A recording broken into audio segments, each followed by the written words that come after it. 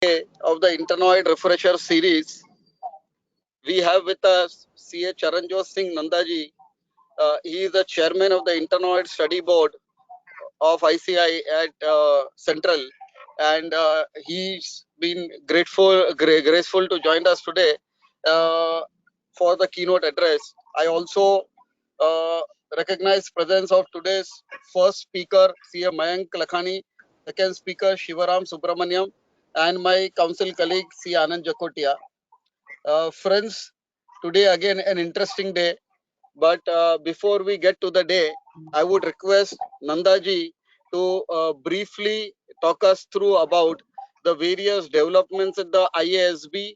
The lot of changes and a lot of work is happening under his dynamic leadership. So I would request Nandaji to give us his views and enlighten us about the developments of the IASB. So, sir, over to you, sir, Nandaji.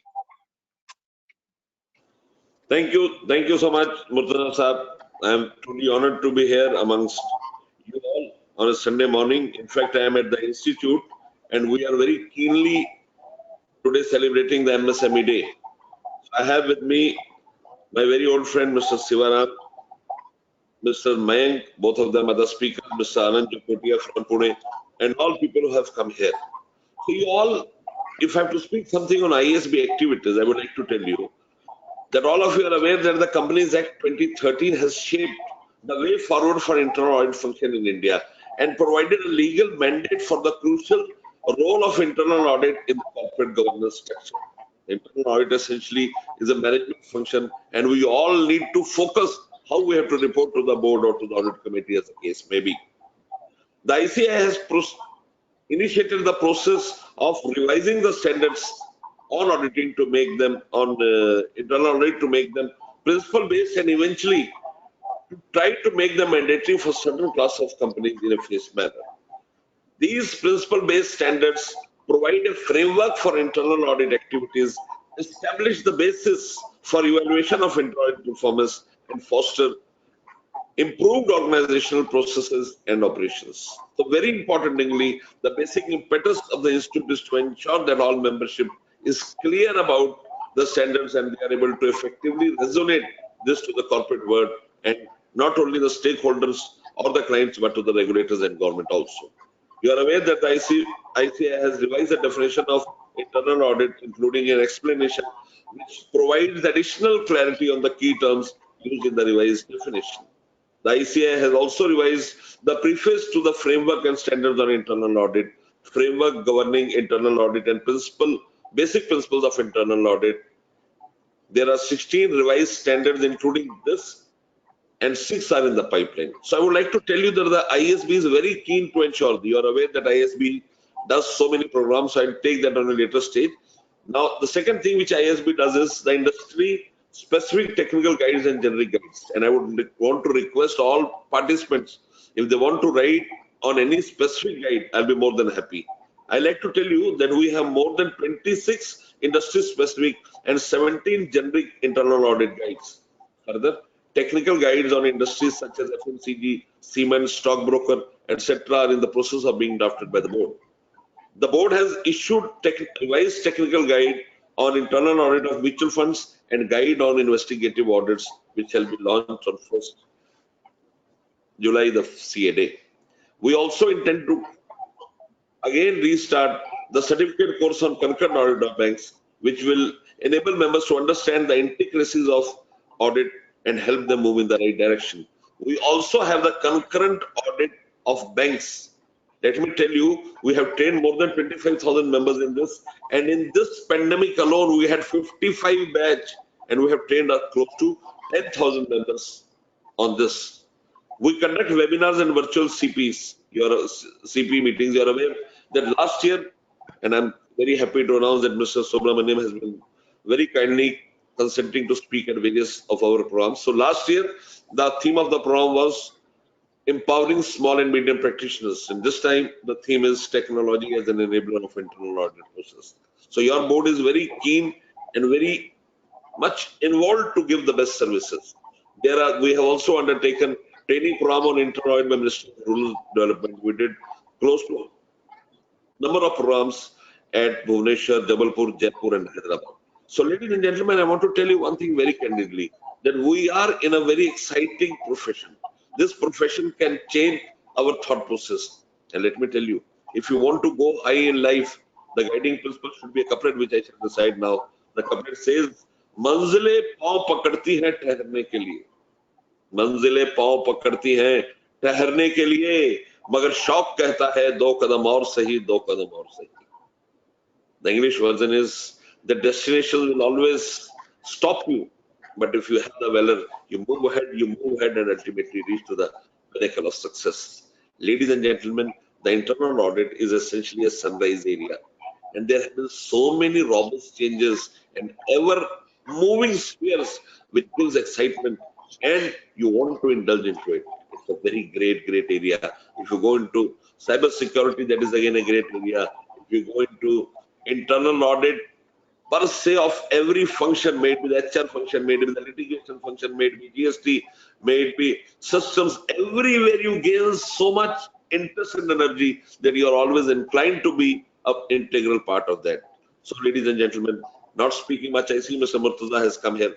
So, I want to thank Mr. Murtaza for giving me this opportunity to present my keynote address to you. But we need to understand one thing, that only that professional goes ahead who has the valor to succeed. Our institute, the great Institute of Chartered Accountants of India, was set up by an Act of Parliament way back on 1st July 1949, when the most important document to the democracy, the Constitution, was not adopted. All of you are well aware that the Constitution of this great country was promulgated on 26 January 1950. The pertinent question that arises is, what prompted the Constituent Assembly to set up an Institute of Chartered Accountants of India when its own democratic setup was not in place? The answer is very simple, very candid, very forthcoming. They were looking for a disciplined band of soldiers to steer this country out of confusion. And let me very candidly accept, the circumstances are not different even today. We have to put the entire economy into rail, and this comes to the shoulders of chartered accountants. Ladies and gentlemen, leave aside what has been in the past. We have to move ahead. A couplet which says, "Nakar takdeer ka shikwa, muqaddar azmata ja. Nakar takdeer ka shikwa, muqaddar azmata ja. Manzil khud ba khud nazar aayegi, kadam yu hi badhata ja." We all have to move ahead and take this institute to unprecedented heights, so that we are very much proud to say that we are the part of the largest institute and the most working institute of this world. I have been attending so many webinars on internal audit, and let me tell you, the programs which we hold in Delhi, we get at times 6, 7, 8, 9,000 memberships for programs. Yesterday we did a very ambitious program with Melbourne chapter of ICI. There are so many people who are ready to join in. Their indulgences, their suggestions are great. So in case you also have any suggestion to the board, please feel free to write to the board, SMS to me, WhatsApp to me, write to me, whatever you intend to do. And we are always there, very passionately involved to ensure that our profession, the internal audit profession, comes to the pinnacle of success. It has to be something where all look for a paradigm shift. With the changes in practice areas due to this pandemic, internal audit shall be an area where you can always be involved in, where you can always indulge yourself and have gainful employments, you have gainful assignments, and more importantly, you shall be able to serve the society and work in the tandem in which you intended to work. Thanks, Murtaza, for giving me this opportunity. Thanks the speakers and Anand Bhai for a great enterprising session ahead. Thank you. Thank you, sir. Thank you, sir. We are really grateful. And sir, first for we know that like you have given the direction, guidance, and lot of senior internal audit professionals worked on, and all the internal audit standards were revised and new standards were added, and that happened in the last 2 to 3 years. And really, sir, we are motivated, and we will work under your guidance, and we'll ensure that we conduct programs for communication of the standards and training of standards to members across branches, sir. So really grateful for that, and really, sir, a lot of good work being done, and keep guiding us from time to time. And thank you for joining us today, sir. We're really grateful, and thank you for sparing your valuable time.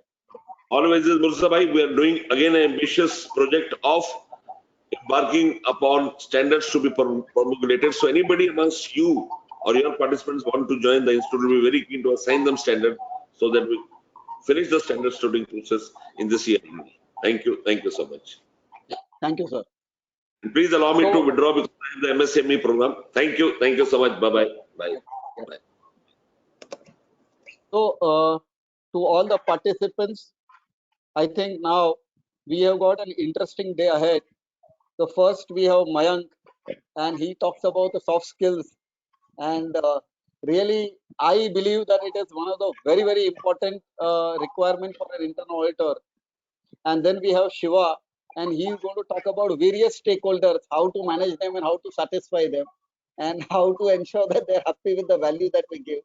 And then we move on to the panel discussion where we have really stalwarts today, like past president of ICI, CA Nilesh by Vikamsey, then past chairman of WRC, CA Atul Bheda, then we got Adesh Gupta, then we got CA Ashok Barat ji, and then to like moderate the whole panel, we got Dnyanesh Pandit. So interesting day. And without taking much time, now I request Anand. Anand, over to you for your views and also to introduce Mayank so that we can get to the first session. Over to you, Anand. Yeah, thanks, Murtuza bhai. Really appreciate your efforts. This internal audit portfolio you are handling. This is third year, and every year we are having these mega events and today and the best of faculties. Sivaram ji, Mayank, Lakhani ji is here. SKP we used to always call, now it's Nexdigm, and SKP is very. They have big practice in Pune. All the partners and directors are very close to me. Very, they are doing excellent work even here. Respected participants, we have with us Mayank ji, who is a senior managing director at Nexdigm, earlier SKP, and he is a chartered accountant as well as information system auditor. Mayank heads various professional and business advisory services, including assurance advisory, risk advisory, indirect taxes, greenfield, and market research.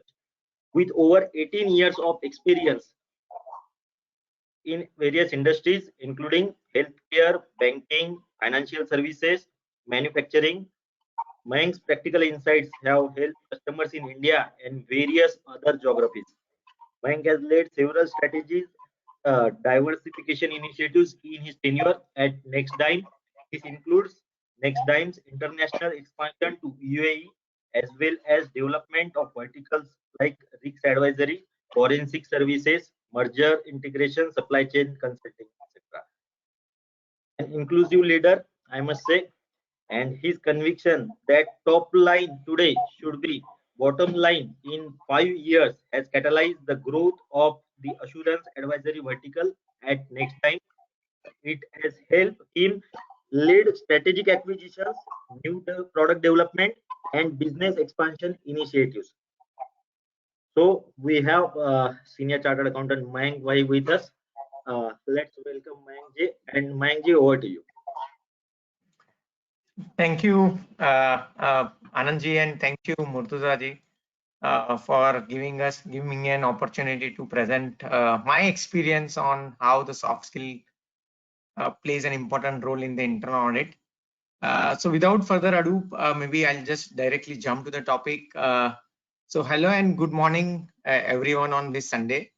Thank you for joining us on this Sunday morning. As I welcome all of you to in today's session, where we will talk only about the importance of soft skills in internal audit. So let me start with what makes a great internal auditor. What's the perfect career path for an internal auditor? Now, if I would have asked this question 20 years ago, answer to those questions were undoubtedly much different than the answers which you will give me today. Back then, a solid grasp of in and outs of the internal audit, knowledge about the standards, the way we perform the internal audit would lend you high in your career ladder.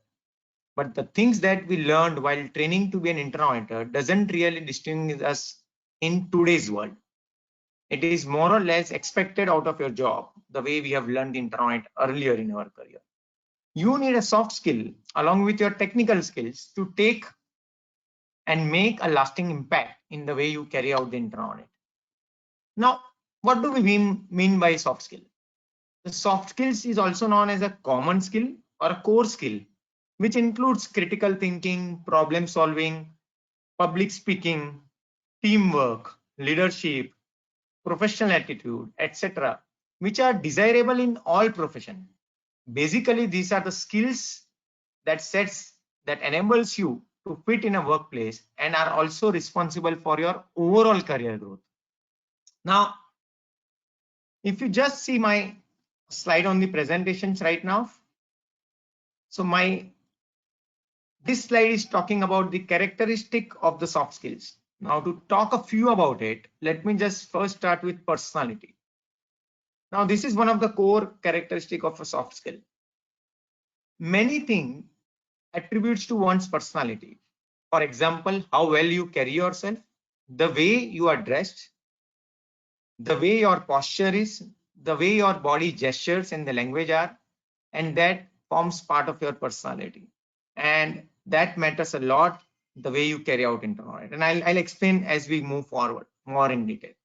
The flexibility and adaptability. There will be time when you requires to do something that you may not be completely prepared for. You need to be open-minded and optimistic. Flexibility and adaptability refers to one's ability and willingness to respond and adjust to the change. And the third one, which I would just like to take upon, is the psychological work. This is where you need to do the critical thinking, researching, problem-solving thinking, and communicating. One must have the ability to empathize, observe, listen, and ask the right question. While I'm not going into the detail of each of the characteristics of the soft skills, but these are some of the critical characteristics of a soft skill. Now, before I jump to the next slide, I just wanted to understand the applicability of what we spoke about. Let us take a quick poll with respect to what recruiter looks out for a professionals. Chinmay, you can just share the link. Would request every participant to give an answer to this particular poll. We'll wait for 15 seconds.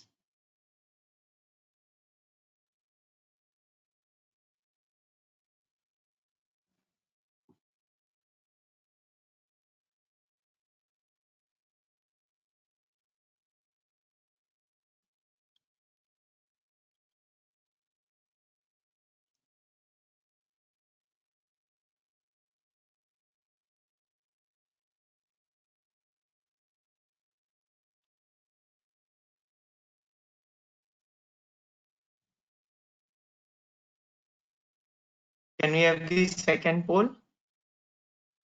This is the second poll, participants. Request you to also give your response to the second poll.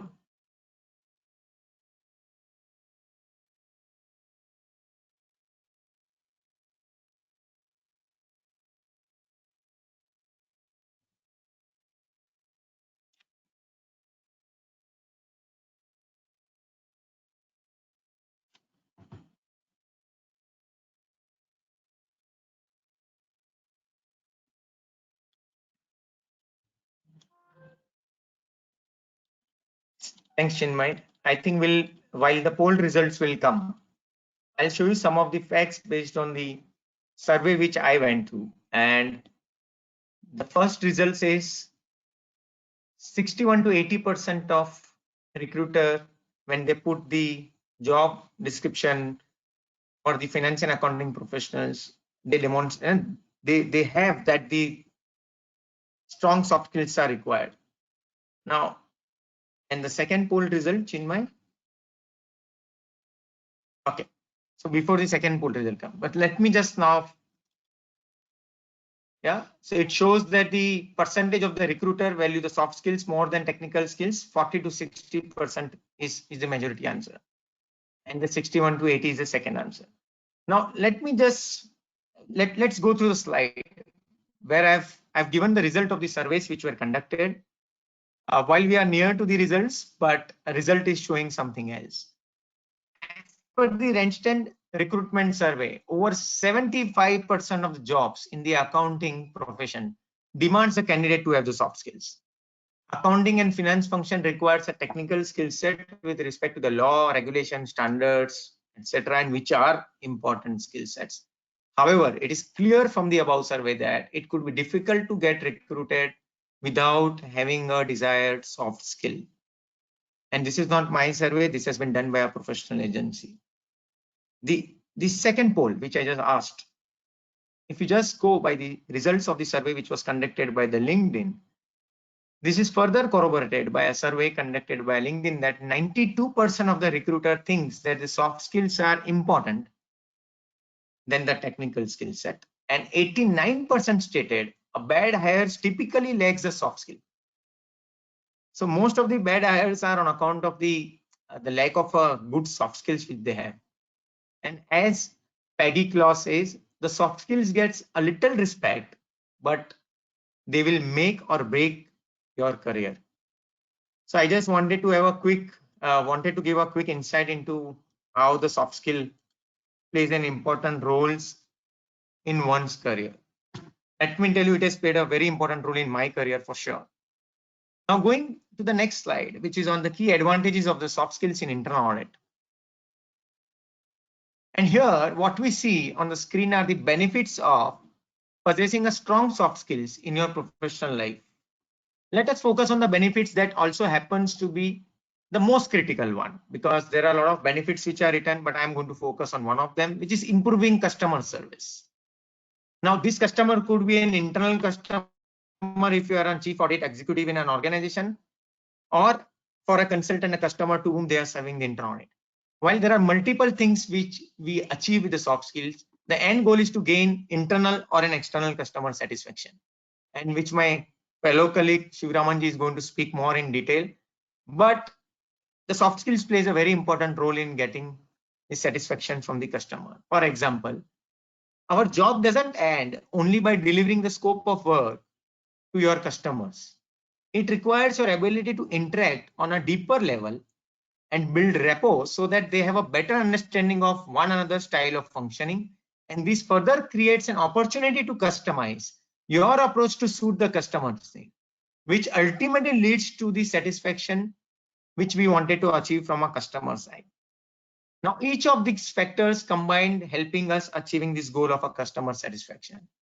There is one more survey which was done by the IA International called the 7 Attributes of Highly Effective Internal Auditors, where the survey result very clearly reported that the soft skill will be a key differentiator between the success and the failure for internal audit teams and an individual auditors. And this survey was conducted by the IA International, and the Robert Half was involved in that. Now, going to the next slide is the type of the soft skills. Now, these are the different type of soft skills which are just presented on the screen, which makes an internal audit successful. For each of the soft skills, we will learn further in the coming slides. So I'm just moving to the next slides because I'm talking for each of these soft skills in detail in the later slide. Now, we all know that how the internal audit methodology functions. And I'm presuming that most of you are well versed with the internal audit methodology. There are different steps which are there in the internal audit, which starts from understanding of a business and the processes, planning of the team, the understanding of the processes, walkthrough of the documents, preparing audit programs, the RCMs, then the testing, then the analytical testing, report drafting, and the final report drafting. Now, these are the different steps which one follow in the internal audit. What I have done is in this presentation is mapped each of these soft skills, which I have just mentioned in my previous slide, and said that how these soft skills are used in the internal audit execution which we carry out at any customer place. So in the next few slides, we will now determine the applicability of their soft skills with an internal audit methodology. So let me start with the first soft skill, which is communication. Now, let me a bit speak about the communication skills. The communication skills are the effective oral or written ways you express yourself in a workplace. It is a critical sales skill and is useful across the variety of industries. It is one of the most critical skill set that an internal auditor will use at various stages of a methodology that requires interactions with customer, teams, supervisors, boards, audit committees, etc. And when I look at the KPMG Forbes Insight report, Audit 2025 surveyed 200 respondents, and including audit committee chairs, CFOs, and controllers. Collectively, they named communication as one of the top skills that they seek in an auditor. It is one of the core attributes that clients value the most, and the ability to articulate clear point of view on the issue picked by 62% of the respondent compared with 46% 2 years ago. What does it say is that the importance of a communication and the articulation is gaining more and more importance among the stakeholders of the internal audits. In fact, the communication skills rank 66%, which is as important as technical skills that rank 67%, making it one of the top qualities auditors of the futures must possess. So these are again the surveys and the expectations which are clearly coming out that how the communication plays an important role. Now let's take in our day-to-day life of an internal audit, how the communication plays an important role. Let's assume we have a planning matrix which we create, or the planning documents which we create for the internal audit. We draw a communication matrix. What is the meaning of that communication matrix is whom to communicate, when, under what situation.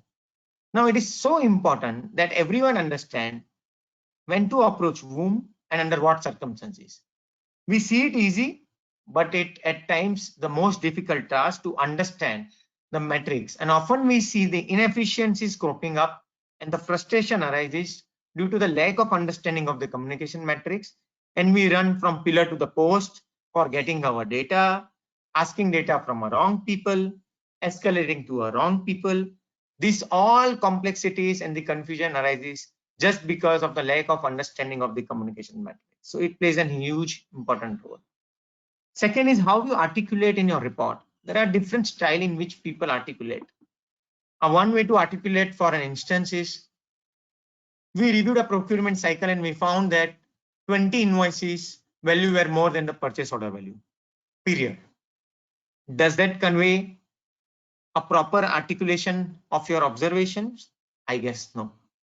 A good example will give a comprehensive coverage of what kind of a sample size you had seen, what kind of a value you had seen, how much percentage it is increasing from the PA value, what is the kind of a blockage it has happened on account of the invoice value more than the PO value, what is the capital got blocked, what is the interest outflow which I could have saved. Now, if you put this comprehensively and articulate well, then you are able to clearly spell out your observation to the stakeholder. Otherwise, there is a challenge. So communication is the key skill. And if you see what George Bernard Shaw says, the single biggest problem in communication is the illusion that it has taken place. Now, we feel that we have communicated, but we have not communicated. So that is how the communication skills plays a huge and an important role in the internal audit. Going to the second skill set, which is a leadership. Leaders needs to be able to make a good decision supporting their strategy, delivery, and solve problem. A leader got to lead from the front and be responsible for the shortcoming of your teams. As a leader, you should listen to your team, mentor, and coach them from time to time. Remember that you have to be an accountable at every step and take it head on with empathy. Now, if you see as a leadership as a skill set, which will be used in the various stages of the methodology, typically during the execution of an assignment or on the field work, and the planning and the team formation when we do it in the internal audit methodology. Let me give a few practical examples which I have come across. During the execution of the project, if there is an issue and if there is a mistake which has been done by the team members, a good leader should not be blaming their team members, and instead taking the responsibility of the team. There are instances where we'll see there is a poor quality of the deliverables, a delay in deliverables. At times we see it being irresponsive to the client queries or the client questions. Now this creates an escalation to the leader. Here, the leader should take ownership and of everything what the team has done. And leaders should be able to coach and mentor their team members with an empathy to make sure that such mistakes are not repeated. It's not about why you did that. It's about understanding why it has not happened the way it should have happened, and coach them and mentor them to make sure that these are not repeated. A leader never thinks about self. One of the best quality a leader will have is an organization before self. He is not self-centered or she is not a self-centered. The leader would be always thinking an organization before self, and he will or she will always think in the best interest of an organization. There could be also scenarios where you discover that it could be a challenge or an unreasonable demand from the stakeholders, be it an internal customer or an external customer. At that point in time, leaders should also have a courage to stand by his or her team and take a call with respect to whether I should continue or discontinue an association with such stakeholders or the customers or the organization. It will not be an easy call, believe me, but true leadership will repeatedly put you to the test and you have to come through consistently on this. So I believe leadership is a very good quality or one need at a different level. And leadership doesn't mean only a partner in the firm or the CAEs of the organization. Every team members is a leader in some or the other way while they are part of the internal. And as rightly said by Kenneth, that the key to successful leadership is influence and not authority. It's not about giving orders. It's about able to influence the customers and the team members to get things done in a right way. Going to the third skill set, which is the teamwork. Now, we all understand what does it mean by teamwork, but it's important that we understand slightly more in detail. A teamwork is an important to get the work done efficiently. You have to work closely with your team, enlighten the team with organization demands, and orient them on working closely with each other. People work closely with each other together, wear many hats, and work effectively across the organization to get the task accomplished quickly enough to remain competitive. The attributes that you see on the right side of the slide are essential for the effective teamwork. So decide on team goals and the desired outcome first, and use it for clear direction for your team you select. Now, if you see that teamwork is going to be the most used skill set when it comes to the execution of the assignment, where a lot of team members are working together to make sure that the timely completion is happening. Now, let me give you a few examples. We are working on an assignment and there are few team members working together, and there are one of the team members out of the total team is under tremendous stress. And in this pandemic situation, we come across various situations where one of the team member family has got the COVID. Now he or she is not available or relatively less available. Now in such scenario, it is important that the teamwork skill set playing a huge and important role. The other colleagues needs to jump into the situation of the stress for an organization and should make sure that the deliveries of the guy who is not available right now is being delivered by taking an additional responsibility. This is called teamwork. The two people stretching in an organization, sitting late night, burning midnight oil for delivering the project, and other team members are leaving on time for their work. It is important those who have the very good teamwork as a soft skill in themselves, they will at least go and approach those two members and understand, why are you sitting late? What are the reasons why are you sitting late? Can I be of any help to you guys? Where you can also finish your task on time, or we as a team together will be able to finish a task on time. So these are the different examples which are useful while one execute the internal audit. And as Henry Ford said, coming together is a beginning, keeping together is a progress, but working together is a success. So this is how it works. The next skill set is the adaptability and the flexibility. I believe this is the most desirous skill set one need to have in the today's world with the changing global trend.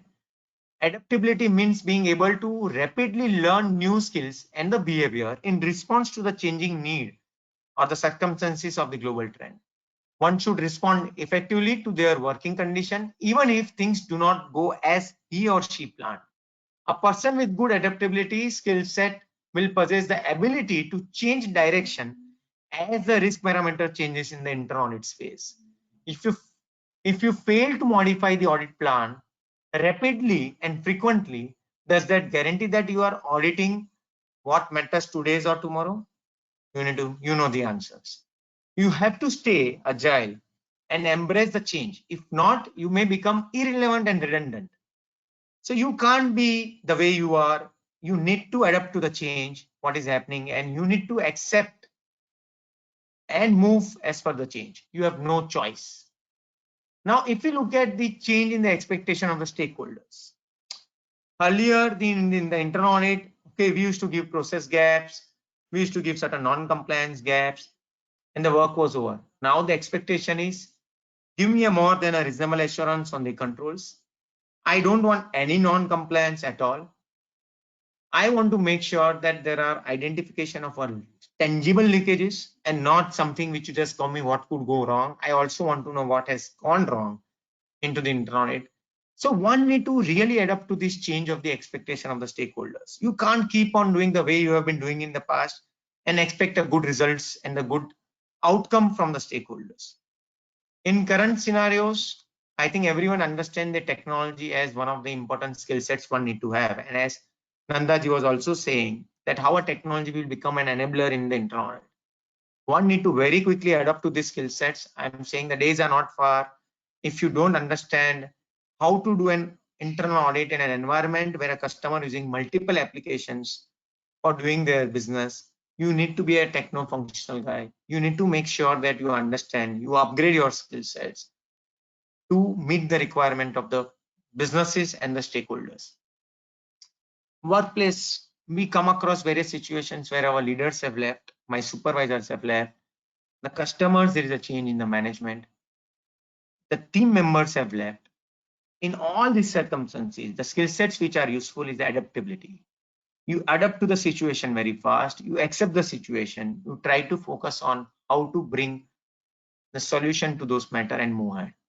So it's a change, it's an acceptance of a change and adapt to the change very quickly is going to play a huge role in the future of the internal audit and the way we conduct the internal audit.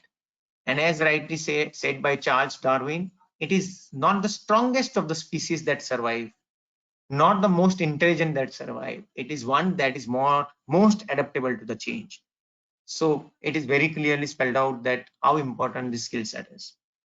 Analytical mindset, again, this is the latest and the most sought skill set in the recruitment agencies when they are hiring an internal auditors.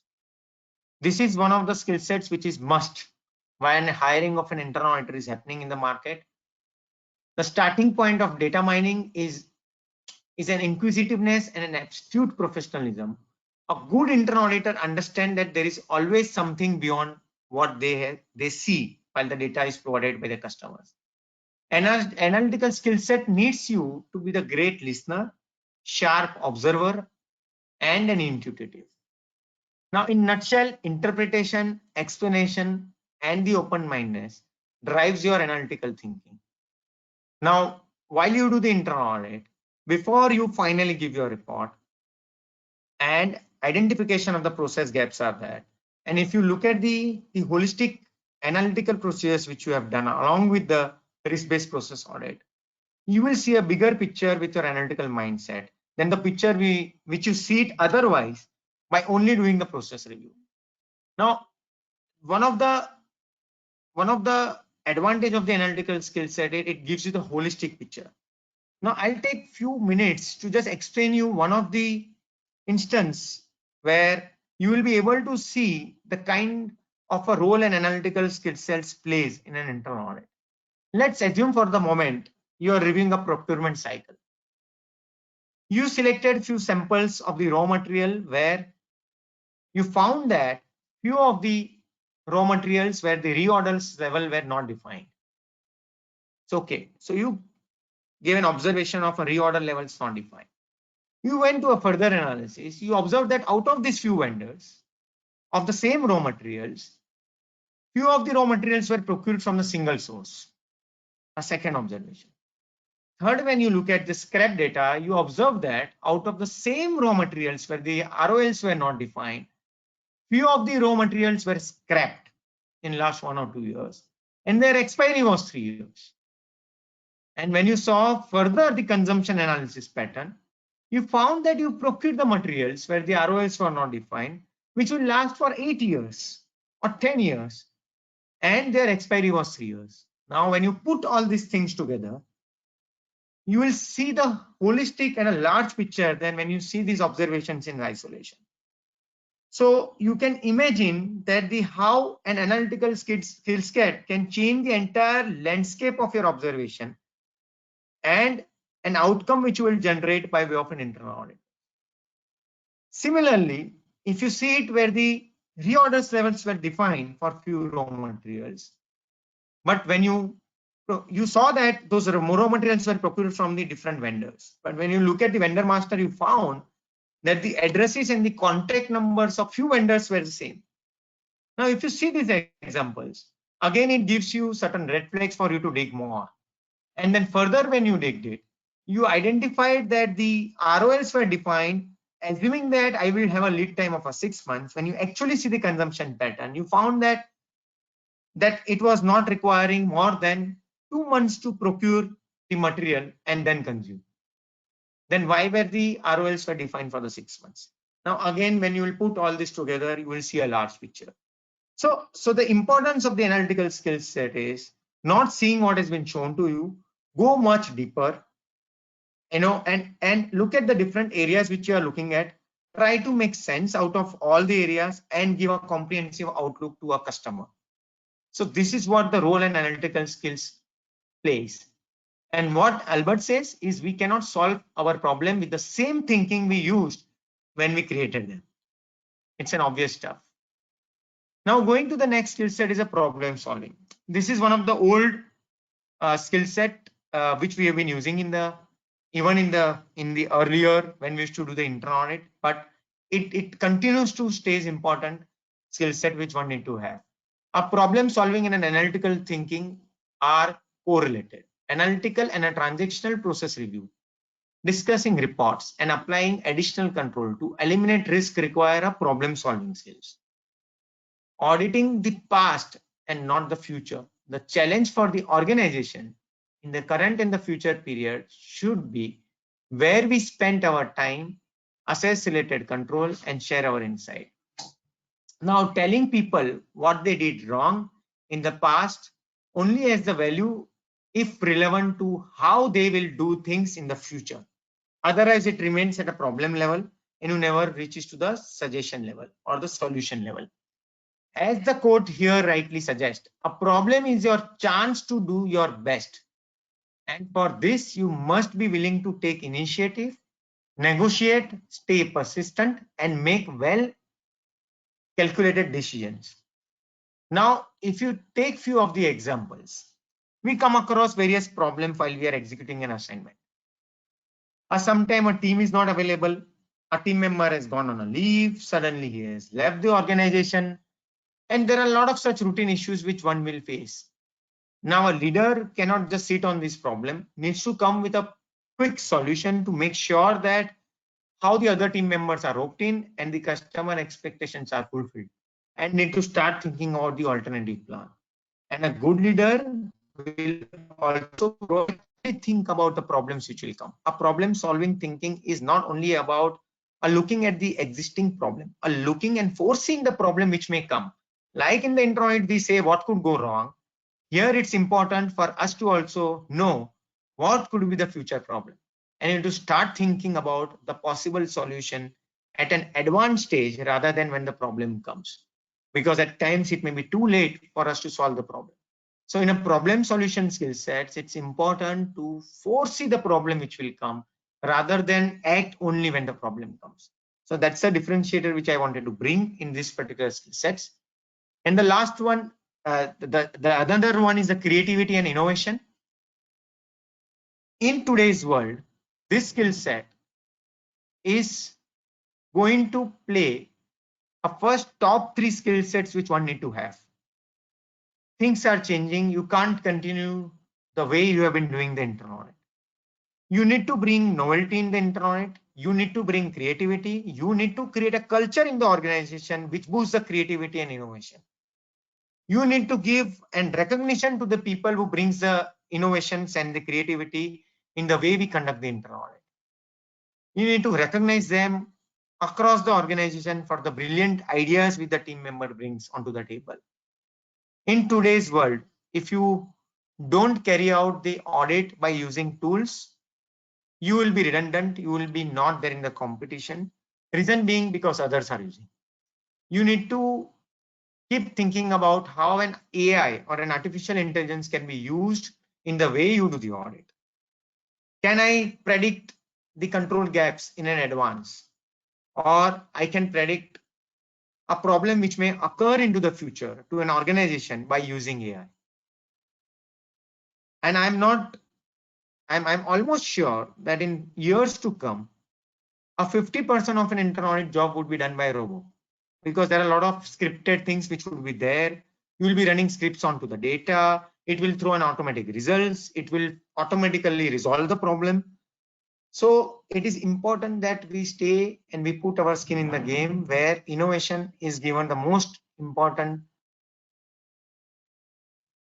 criteria for an organization and reward the people who bring the innovation and creativity in the way we function. And as Steve Jobs says, the innovation is the ability to see change as an opportunity and not as a threat. The another one is the work ethics. Now everyone understands the skill sets. I don't have to explain what does it mean by the work ethics. But let me give a couple of examples, in the work ethics. Often we come across where our teams have done the work, they have drafted the report, they have come out with an observation. Then the supervisor or a leader discussing with the customers, either internal or an external customers. And for some reason, they have decided to drop the observation or modify the observation, which was prepared by a field in charge. Now, what is most important in this scenario is and rational and a reasoning behind modifying or dropping the observation is an important rationale to be communicated to your field in charge. Otherwise, that may give a rise to the mind of the field in charge on the ethics of a supervisor. So it's very important that we have a transparency while we are dealing with our teams and making sure that they are taken into confidence while we do anything and everything before finalizing the report. So they have the clear idea about why we did or why a leader or a supervisor did, for what reason they did. And there was no other reasons but to focus on ensuring that the ethics are not compromised. Coming to the another skill set is an interpersonal skill sets. This is nothing but how you behave, how you deal with your customers, how you deal with a customer with empathy, and how you listen. So this is another skill set which has played a huge role in my life and my career growth. And articulation and expressing oneself is an important characteristic of interpersonal skill. And some of the examples I'll just give is lightening the conversation. See, we come across various situations where the entire team or the customer is in stress. We are running against the timelines. We are running against the deliverables. Timeline, tomorrow is the audit committee. We are not yet ready. Now, how to make sure that our interpersonal skills plays an important role to see the same problem in a different way and use your skill set to lighten certain conversation to make the conversation more lighter than how it looks. Communicating with the customer of any delay requires a good interpersonal skill. Customer will definitely understand, be it internal or an external customer, if you have a good interpersonal skills to make sure that the reasonings are articulated properly, the rationales are given, and they will clearly understand that why you did or why you didn't do what you are supposed to do. The most important thing in the communication is to hear what isn't being said. And this is one of the important characteristic of an interpersonal skills. And the last skill set is the time management. The time management, again, is everyone is aware about what does it mean. I'm not going to the detail of it, but only couple of examples I want to highlight is a prioritization is the key in the time management. Everyone plans, but they don't prioritize. And that makes you suffer in terms of the way you execute the assignments. And let me tell you, the follow-up is a bigger problem in the way you conduct the work. If anyone has to follow up with you or you need to follow up with someone, it means you have not done the planning properly, you have not done your time management properly. And I believe follow-up is a cancer. Follow-up is a cancer in the way you carry out your work. If someone has to follow up with you or you need to follow up, it means there is something wrong in the way you are functioning. There has to be a very good time management and a priority management to carry out your work. And if we just see what Stephen says, the key is not to prioritize what's one's schedule, but to schedule your priority. So it's important that how you schedule your priority is given an importance in the way you conduct. Chinmay will skip the poll considering the paucity of the time. But let me tell you that while I have spoken much about Chinmay, we can skip the poll considering the time.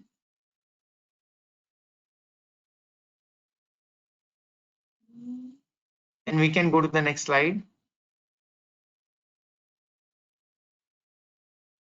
Yeah. So considering the importance of soft skills, which we have learned over the last 25-30 minutes, we are nowhere saying that skills are not important. But what we are trying to say is that only hard skills will not serve your purpose. The soft skills will equally play an important role. And as you see on the slide, that how soft skills is playing an important role in the organization. And if you just see the Harvard study, which was done, the 85% of the job success comes from having a well-developed soft and a people skill, and not from hard skill. And 94% of the recruiting professional believes an employee with stronger soft skills has better chance of being promoted to a leadership position than an employee with more years of experience but weaker soft skills. So you can imagine the power of soft skills which one plays in the life as well as in the career which you have in the internal audit. The next slide is more talking about the classical example of a lack of soft skills. And again, I'm not going to spend more than 10 seconds on this, but it clearly says what customer explained versus what customer actually needed versus what was delivered. You can see, Chinmay, yeah, so you can clearly see, Chinmay, can you go to the next slide? I think I can't, yeah. So you can clearly see the lack of a soft skill, how this pictorial presentation is making a problem which it can create, which clearly tells you what was needed by customer was different from what customer actually needed versus what you deliver. Now, the focus is on significance of soft skills and how important the corporates are giving importance to the soft skills. What kind of investments that are needed in the soft skills? I believe the time has come where there has to be a separate budget which has to be earmarked for the soft skills. Lots of organization has done that. There are very advanced way of making soft skill as another integral part of your learning and development program besides the technical skill set. There has to be a huge investment which has to be made. There are online platforms which gives a very good soft skills training. There are coach and the mentors there in the market who needs to be appointed to provide soft skills to our staff, and conducting regular in-house workshop and signing on virtual training program is must. It's not an option which we have. So this is the importance of a soft skill, and in corporates who needs to make an investment into the soft skills to make sure that these are successful. With this, now I will, before I just end my session, we can now, I just wanted to make some conclusion remarks that it has been a, important role which soft skills plays in one's life, and it has played a very important role in my life, in my career, and the way I have grown in my life. To conclude, I am sure that as an internal auditor, your technical and hard skills are in checks, but you can take your career to the next level only with an appropriate soft skills and become proficient as an internal auditor. With this, I would like to thank WRC and Murtuza and Anand Bhai and everyone who is present here, and thanking for giving me an opportunity to present my experience with respect to the importance of soft skills in the internal audit. Thank you, everyone. Great. I think the session the Mayank has taken was really a great insights and value addition to all the participants, and the importance of soft skill is really important. The presentation, written as well as oral communication system is also very important. And this the poll you have skipped, but I would say that 100% is required. What is your poll? I would, on behalf of participants, I can say that. So, on behalf of WRC and all participants, I propose a very worthy vote of thanks to you, and this will really go a long way to your teachings what you have done. And I really feel that members will realize this and will surely invest into this, which will in turn expand their level of practice or promote themselves, which is the really need of an hour in the corporate world. So thank you very much, Mayank, for your insightful learning on this communication skills. Thanks a lot. And we will immediately have the next session, and Mr. Sivaram Subramoniam is already joined the session. So welcome Mr. Sivaram to this series on internal audit. It's really well structured, and with the experience of your, I have seen your profile, and it was interacting with Murtuza Kachwala also about the series and about the faculties and about Mr. Sivaram. So it's a really great exposure. And friends, basically the stakeholders, or as a chartered accountant, always stakeholders see who is signed the report, and internal audit, even if it is not published, but the always discussed in the audit committee, and the reports, each and every point of reports are very important for even the statutory auditor also looks into the internal audit report, and on that basis they design and frame their audit report and expand their audit plans.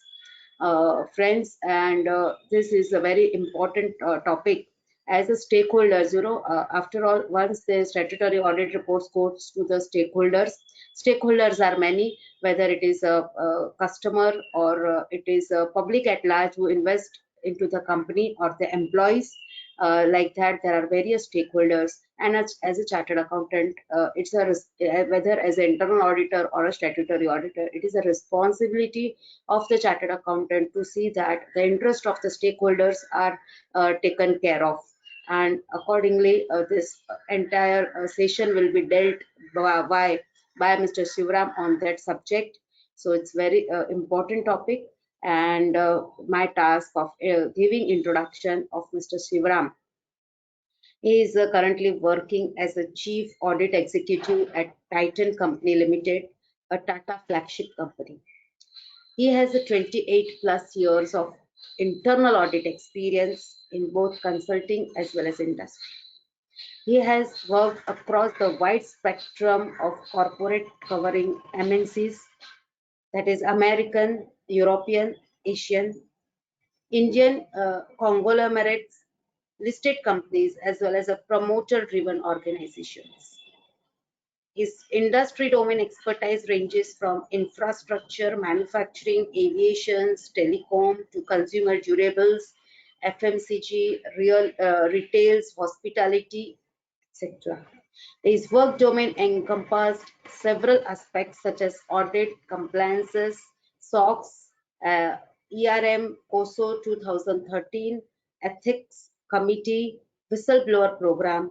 In his various roles, he has led several corporate governance agendas, and has been an integral part of several cross-functional teams on various large-scale transformation and strategic projects.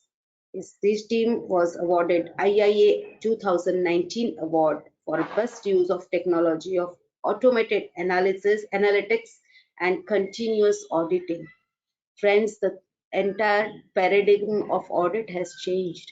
Earlier it was sample test basis, and now it is artificial intelligence, because of which the time has been reduced timeline. However, the coverage is 100%. So, brief introduction. The introduction runs into pages and pages about his achievements and experience. However, we have with us Mr. Sivaram.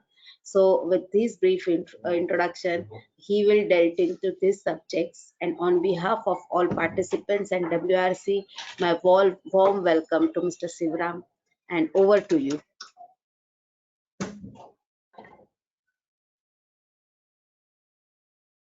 You are on mute. If you can unmute yourself. Thank you so much, Preeti. I hope I'm able to at least do a bit of justice to the fairly elaborate introduction that you gave about me. I was also seeing our previous presenter Mayank Bhai kind of running a bit, saying he's short of time, and I was just wondering, because it was such a interesting presentation that I would have been more than happy to give probably 10-15% or more than that of my presentation time to him. I was inching to say that, Mayank bhai, keep going, but nevertheless. So let me try and do as much justice I can do and keep the tempo on as Mayank bhai has done. Thank you. And, for all the participants, ladies and gentlemen, a very good morning. Namaskar, Deviyon aur Sajno. Just like the KBC style, Adab, Khawatino or Hazrat. And assuming that we're going to be having a lot of youngsters here who I'm really grateful that they are up here on a Sunday morning, and let me try and finish off as soon as possible with delivering as much of value I can to you, so that your Sunday afternoons are definitely free much for your own personal time. So let me just present my screen, and someone can probably confirm if it is visible to all of you. Is the screen visible? Okay. Yeah. Great. Okay, great. So upfront disclaimer, like any chartered accountant, these views are purely personal. Do not construe these to be, what my stakeholders would believe, so to say, or any other past stakeholder would say. These are purely personal views. And let's look at what the agenda is today. Agenda is delivering value to stakeholders by internal audit. So I'm going to take all these 4 things one by one and then stitch them all together. So I'm trying to put my presentation also in that same line. So let's start with internal audit. Okay, that's what all of us are. And so let me start with a story. There is this young guy, 26-year-old guy, who's writing a letter to a lady, an editor of a women's magazine.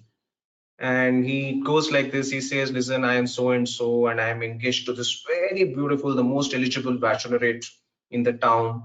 And they're from the most upper end part of the society, the most beautiful girl in the town. The problem is that my father is a drunkard, my mother is a kleptomaniac, one of my brothers are serving parole, and one of my sister is a lady of the night. She knows all this, but do I tell her that I am an internal auditor?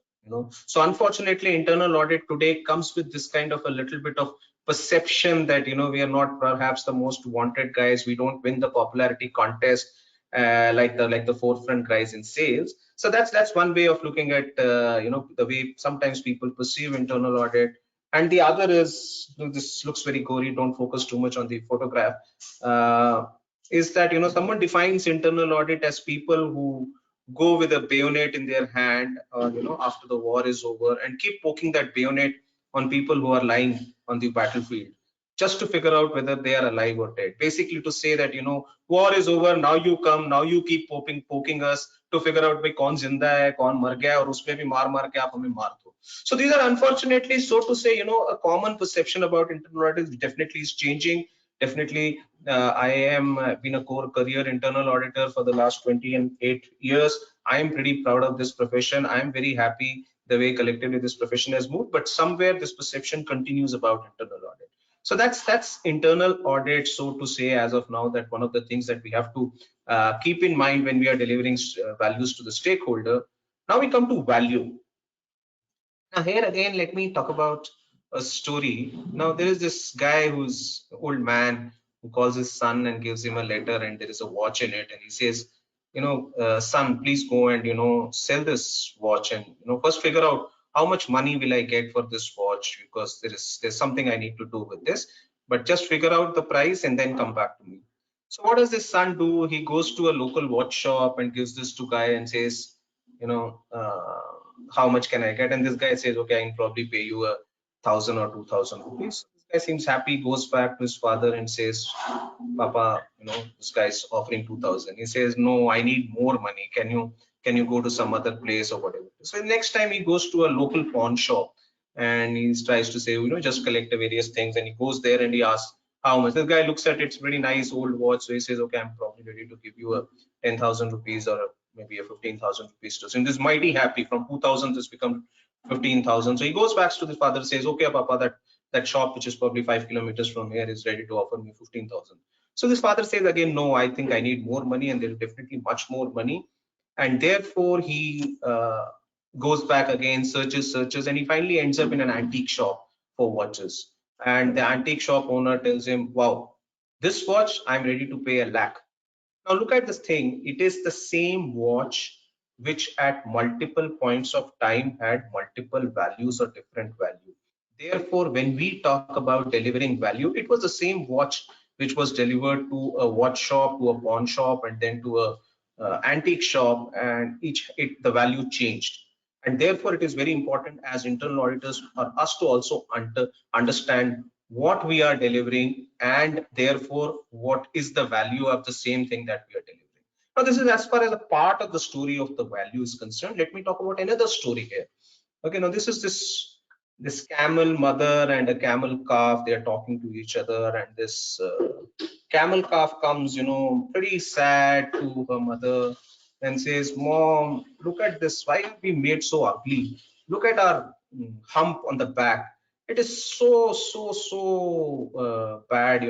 Why couldn't we have been like maybe horses or something, whereby just 1 second please, Lakshmi. Sorry. So it says, why is it that we have this hump? Why can't we like flat back like horses, who look so nice? So this camel mother says, kid, try and understand. We go in the deserts for 20 days without water. This hump is what stores the water. It is very important for us. So it says, okay, then tell me why our feet is so ugly, and why is it so flat-footed, and looking so. So it says, kid, try and understand. In sand there are a lot of quicksands, daldal. You can fall. If it was a pointed feet, there will be more pressure and we'll fall. Our flat foot exerts the pressure across all, so we don't fall.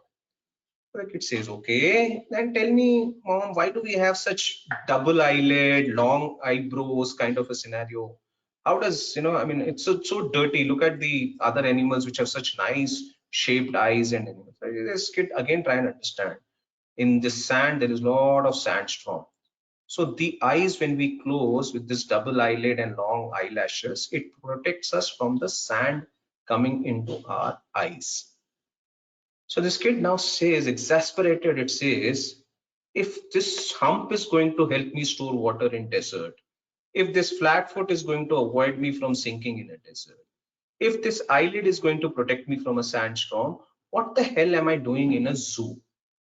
So it is important that whatever is the value, it is useful only when it is in a certain situation or in a certain condition. So value perception by various people and value utility. Most importantly, when we say deliver value, we need to understand these are two very important aspects when you talk about delivering value. So we talked about internal audit, we talked about value.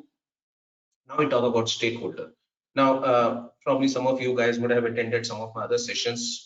I'm said to be, a little bit inclined towards mythology. So the younger generation, please don't mind my taking a little bit of step towards mythology. So the point is, what is this? The board, the CFO, the divisions, the senior management, the business, who are after all of these guys? They are the internal stakeholders, right? And when you look at this whole circle and the internal audit in between, it appears like you're like an Abhimanyu who are fighting battles at many places. These are all your stakeholders who are fighting so many battles across, your board will have a different perception, your D will also fight with you, the CFO will also. When I say fight, doesn't really mean that you are at loggerheads, but the fact is that he would have his own ways of handling you. The business would have their own expectations, the senior management would have their own expectations. Therefore you are like fighting it. But to look at it differently, let me normally these sessions are fairly more interactive, and I could have probably done a poll, but just in the interest of time I'm going to hold back. So I'm just going to speak out specifically. These are some characters also from I think Dronacharya, I presume all of you know, is the person who would teach the Pandavas as well as test and evaluate and assess them. Hanumanji, we all know, he was like the go-to man for Lord Rama. Find Lord Sita, Hanuman. Find Sanjeevni for Lakshman, Hanuman, can you help? Okay, so on and so forth. Similarly, Kripacharya was the teacher for the Pandavas, and he would also do the assessment. Drona and Kripacharya are probably in the same bucket. And then you have Jaya and Vijaya, who were the most trusted gatekeepers for Lord Vishnu, who were cursed sometime to go and spend the earth for 7 births, and then Lord Vishnu kind of worked a way around, saying that okay, you can live only 3 times in the earth for 3 births, but you'll have to be evil. So they were saying, yeah, we are okay with it, because, and Lord was also okay with it because he wanted them back. So they were, the Jaya Vijaya were the most trusted gatekeepers for Lord Vishnu. And Barbik was actually, for people who would not recollect, he is actually the grandson of Bhim, son of Ghatotkacha, who was also invited to take part in the Mahabharata war. He chose not to. On the contrary, he actually cut his head and kept it over a mountain head, and he watched the whole Mahabharata war. And after the war was over, people who survived went back to him and said, Barbik, can you tell us who was the most ferocious warrior and the effective warrior out of the lot? And Barbik said, all I could see is Lord Krishna's Sudarshana Chakra and Kali's, which was Draupadi's anger in the entire battlefield. So the perspective I'm trying to bring around here is, as we as internal auditors also assess and somewhere train the people, we as Hanuman are also sometimes the go-to man for the board and the senior management. We are definitely the trusted gatekeepers like Jaya and Vijaya, the third line of defense. And like Barbik, we also bring in an outside perspective. And therefore, instead of us considering ourselves as Abhimanyu, we should look at ourselves as these characters and these people who provide the kind of value add we spoke about to the various stakeholders here. And so that's the story around stakeholder. And finally, we talked about internal audit. We talked about what value should be looked at as a storyline to give an introduction, and obviously we'll come to the core essence of our session today. Delivering. Now, for delivering, I would first want to probably show you a small YouTube video. I hope the bandwidth is good enough for me to share it with you. Just give me a second. Yeah. I just hope it is visible.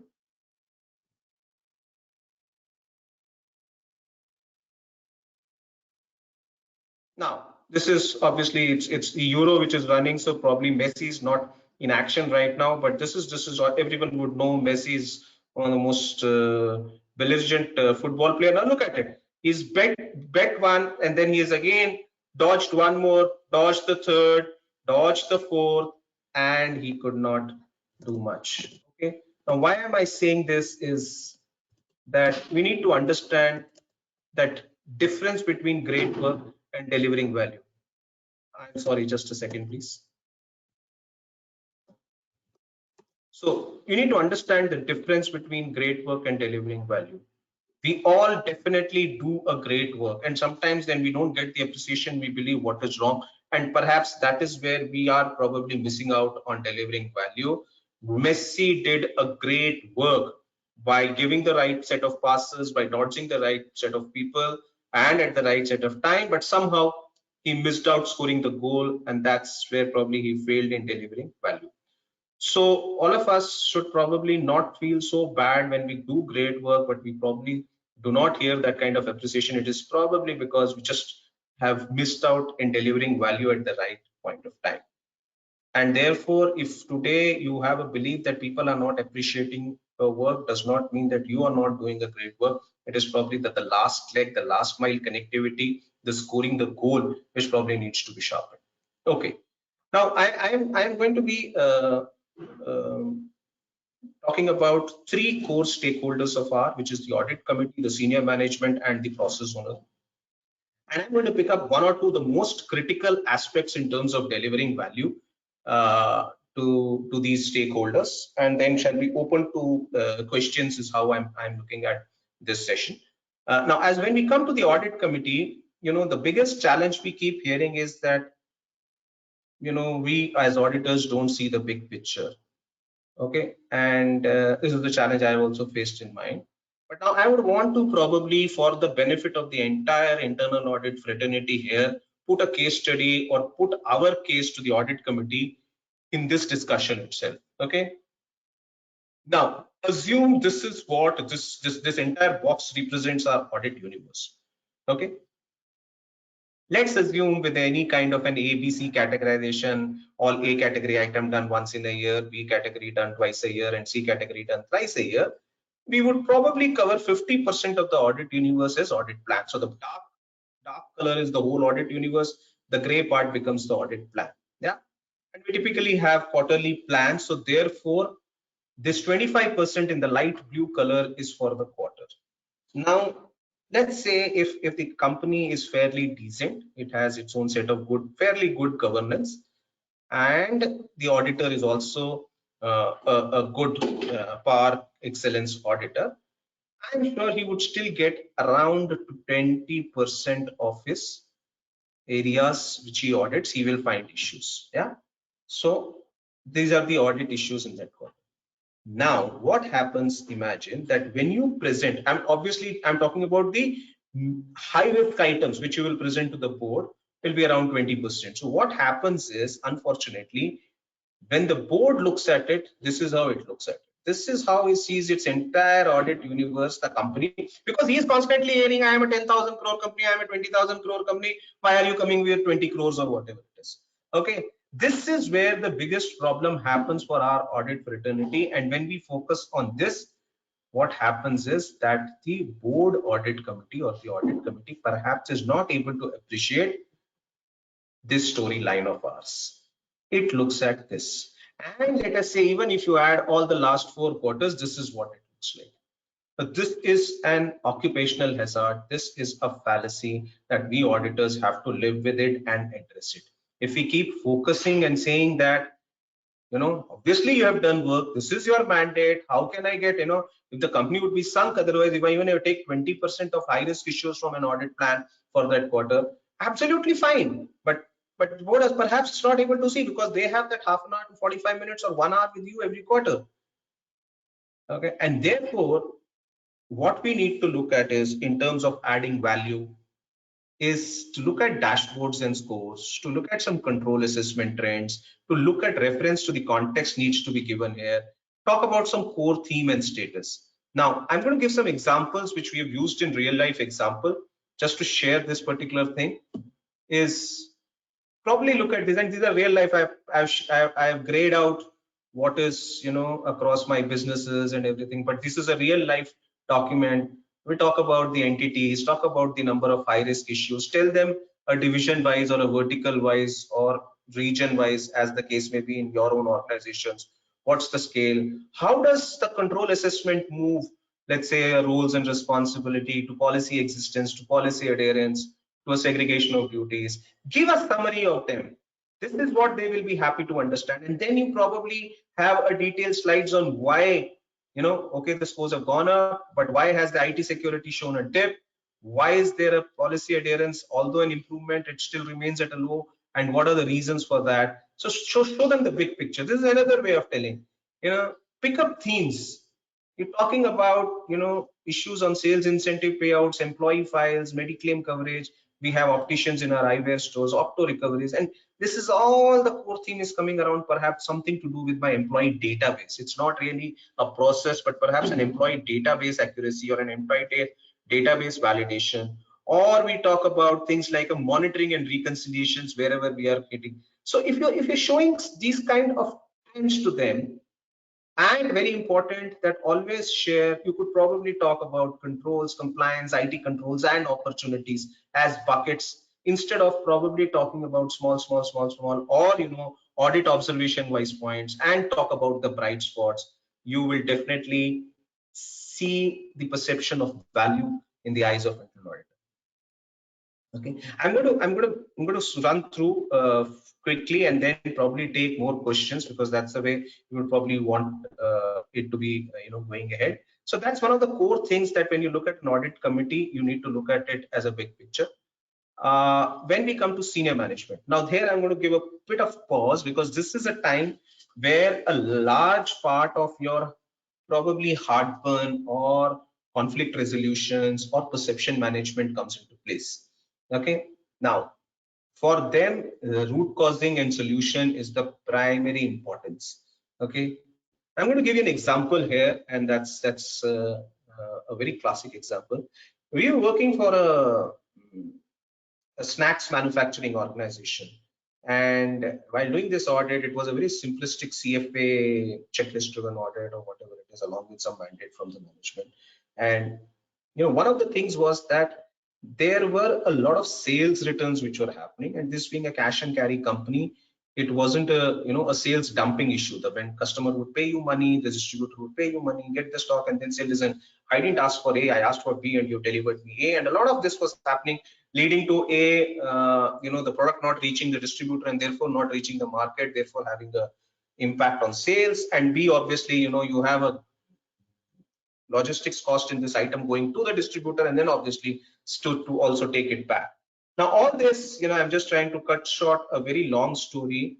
As an auditor, we could have probably stopped at saying have a process of monitoring, training, and everything, but we fairly went ahead to really understand why is it happening, why are people doing it. And then we realized that there was a way that the external packaging was changed, and there was a tick which would highlight the particular flavor or the particular type of stock which was there in the same set of variants. And although the CFA manual had that everything needs to be a white bulb, they had actually yellow bulbs. So all picking up which was happening during the monsoon days or during evening when the light was less, in the yellow light, the pickers were not able to really identify the tick is where on the upper column or the bottom column, and that was leading to picking up the wrong flavors and delivering it to the customer. So this was typically a root cause and solution, and this is where I mean, as an auditor, even if we had stopped 2 steps ahead earlier and said this is it, fair enough, it would have been an accepted value. But to go and really sense the root cause is where they see the value add by the audit. This is more around the senior management, and as a internal go as an audit committee, even if you have a administration or an infrastructure issue of white bulbs and yellow bulbs and sales return and impact on profitability, these are questions which even audit committee or the board is going to ask the senior management, not as much to an internal auditor. And therefore, but as an internal auditor, while we do the assurance, the kind of business efficiency that we need to bring in is what the senior management typically sees as value add from us. I'll give you one more example. If you look at this, this is typically how a ship and a hatch inside it looks, and what is going inside is like a crane. Now if let's say a lot of coal comes and the port has to unload the coal, it will, now just imagine this like the top of you close your laptop, and this entire area is like the top of that laptop, and assuming your hand can like a paw can just go down and pick up only from the center. And that is how it happens when you're unloading cargo of this nature like coal or grains and stuff like that. If you're unloading, which is open running, not packed into gunny bags or anything, This is how it is done, and the only problem is that now you probably be able to move only in this direction. So the coal lying here, or this side will not be able to be picked up by the crane. That's how it is structured. And therefore, what happens is excavators are sent inside this thing is called hatch, and the coal is pushed from all corners to the middle. So we were doing this audit, and the company was very forward looking and very cost conscious, and it had actually working out, okay, so if this entire thing can hold 300 tons, then how much of effort will each of these excavator do to push it, how many hours the excavators would run, and therefore per ton how much I should pay. And that's how they had arranged with the vendor. So they had both the things. They had this vendor arrangement also and in-house arrangement also, where they would do their own, they would have their own excavators and do it. So some ships or some hatches they would do both, some hatches they would do. And when we were looking at it, when we looked at the initial working assumptions and all, everything was fine, and this was a very good way of, you know, insulating. Instead of paying X rupees per month or something, they had insulated it to say, okay, if the business comes, we'll give you. If the business doesn't come, we'll not give you, so on and so forth. What we saw was that the cost was working out cheaper when it was in-house, although the working logics and everything was same. And from the cost, it was worked out for the external party's payment, and on a per unit cost. And we were slightly worried. And then, you know, again we went back and saw that what was happening was, as a business change, earlier this entire thing would, a coal inside this would be for one port. Subsequently, the business change happened to deliver more efficiencies and port utilization. They were also taking interim, which basically means that this entire thing, 50% would be for port A and 50% would be for some other port. So, you know, the ship would come, dock here, we'll take 50% from here and then send the ship to some other port and some other company per se. Now, when you are doing the 50% only, you could always pick everything from the center. You just didn't need any excavator to push it. But because I was paying on a per ton basis of pickup, I was also paying for those times when actually I did not use anything. So while we had done a very logical thing of going on a per ton basis and everything, there was a paradigm shift in the business practice, which led to a cost saving opportunity. And that was, and you know, we figured out what is the root cause. The root cause was that this business shift, and that's what the management really appreciated, because these are things sometimes they do miss out, and that's where the outside in perspective comes in. And one of the biggest mistakes that we do, even if it is not a value add kind of a thing, is that and this is probably a little bit more for the budding, you know, entry level internal auditors. You know, we are very passionate about the work. We believe, you know, PO and GRN preparation cannot be done by the same guy. But when it comes to articulation as to why, sometimes we miss out to articulate. And therefore, it is very important that when we are looking at root cause and solutions, just my view is that answer your nail cutter question. Now, what is a nail cutter question? And I would probably want all of you guys to put it in chat, and Vaibhav or whoever is the administrator can just tell me if there's an affirmative answer. Most of you must have heard in your childhood or even now that our grandparents used to say, don't cut your nails on a Thursday evening. How many of you guys would have heard about it? If you can just put on the chat box if you've ever heard about your grandparents saying, don't cut your nails on a Thursday evening. And if you've ever wondered why they would say that. From the organizer's side, is there anyone who's kind of responding on this, if any? Yeah, sure. Yeah, so are people responding as yes, or just wondering? Yes, sir. Mishra ji. Yes, sir. Sorry, Mishra ji बोलिए. हाँ sir. Responses आ रहे हैं क्या उनके comment के ऊपर? ऐसा पूछ रहे शिवा सर. नहीं sir. Okay, no problem. No issues. So nevertheless, I think that what I wanted to say is, I'm sure you would have somewhere heard that, you know, don't cut your nails on a Thursday evening, and constantly, you keep asking why, and then you say, nahi, Thursdays ko nail nahi katte. And sometimes we as auditors also take that stand by saying, nahi, ye to hona nahi chahiye. The guy is asking, kyun nahi hona chahiye? Ye aise hi hota hai, aise nahi hota hai. This is a standard prescription. So I always talk about this nail cutter and tell my team also that, you need to look at this nail cutter answer. My grandfather used to say, don't cut your nails on a Thursday evening, because if you cut your nails on a Thursday evening, on a Friday evening when you are partying, you will not be able to open the packet of chips very easily or open the Coke can very easily. Only if you have nails you can do all this. So that's on a lighter note, guys. But the point again, which I'm trying to say, is that if you are saying this should not happen or it should happen like this, it can't be aise hi hota hai ya yehi hota hai. Why is very important, and that's what is going to add value to your senior management as an internal auditor from your side.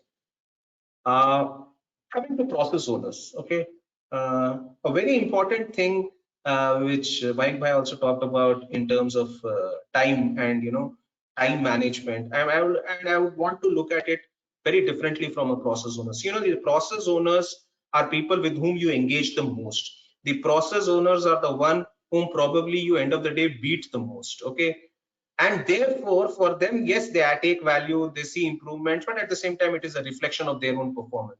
So as much as possible, avoid optimizing, or rather optimize the time that you take with the process owners in understanding and going through the audit.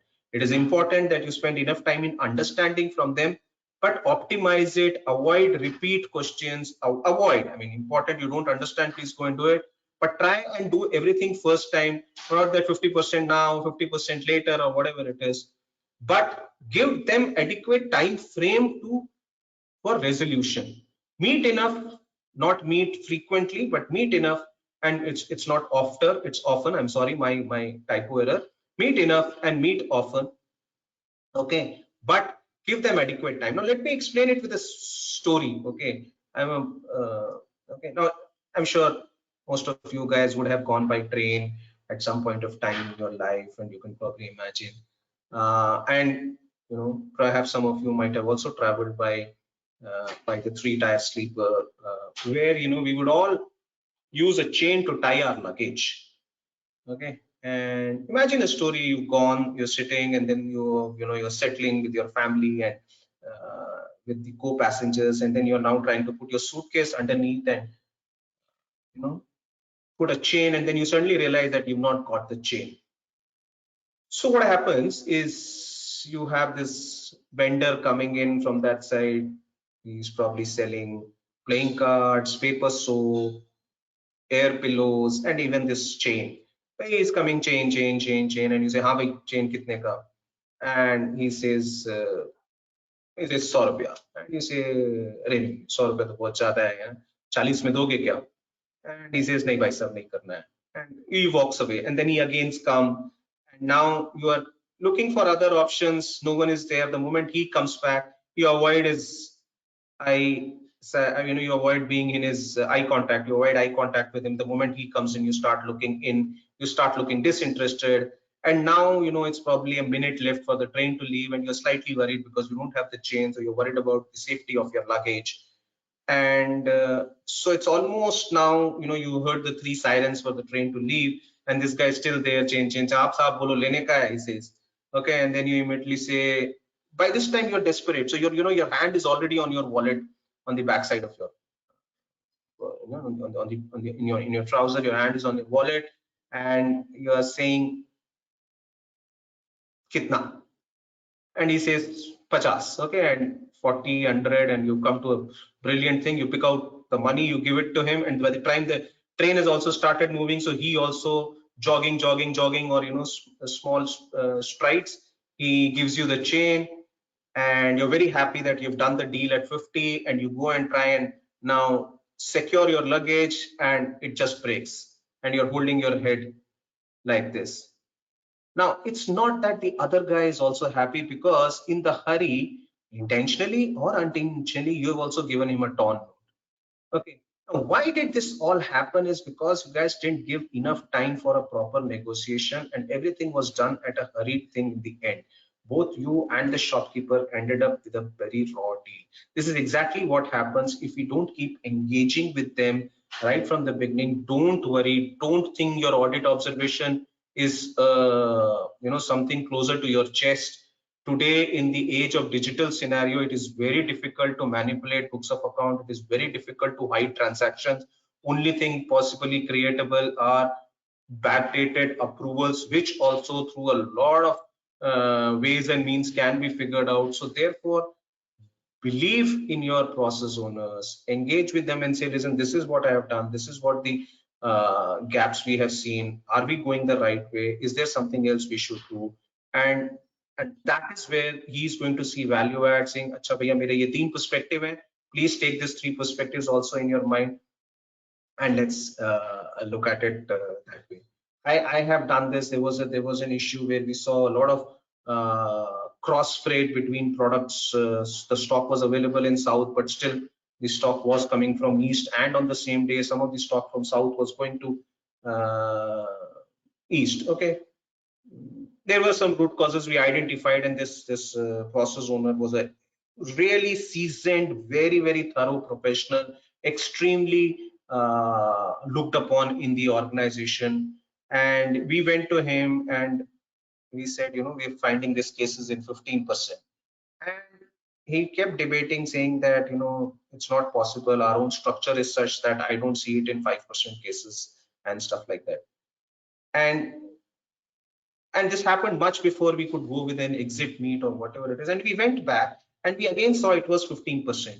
So we went back to him saying, this is our calculation and 15%. And he came back and said, listen, while you are talking about it as 15%, that is because you are looking at transactions between South and East. I also have a plant in North. If you look at the total base of my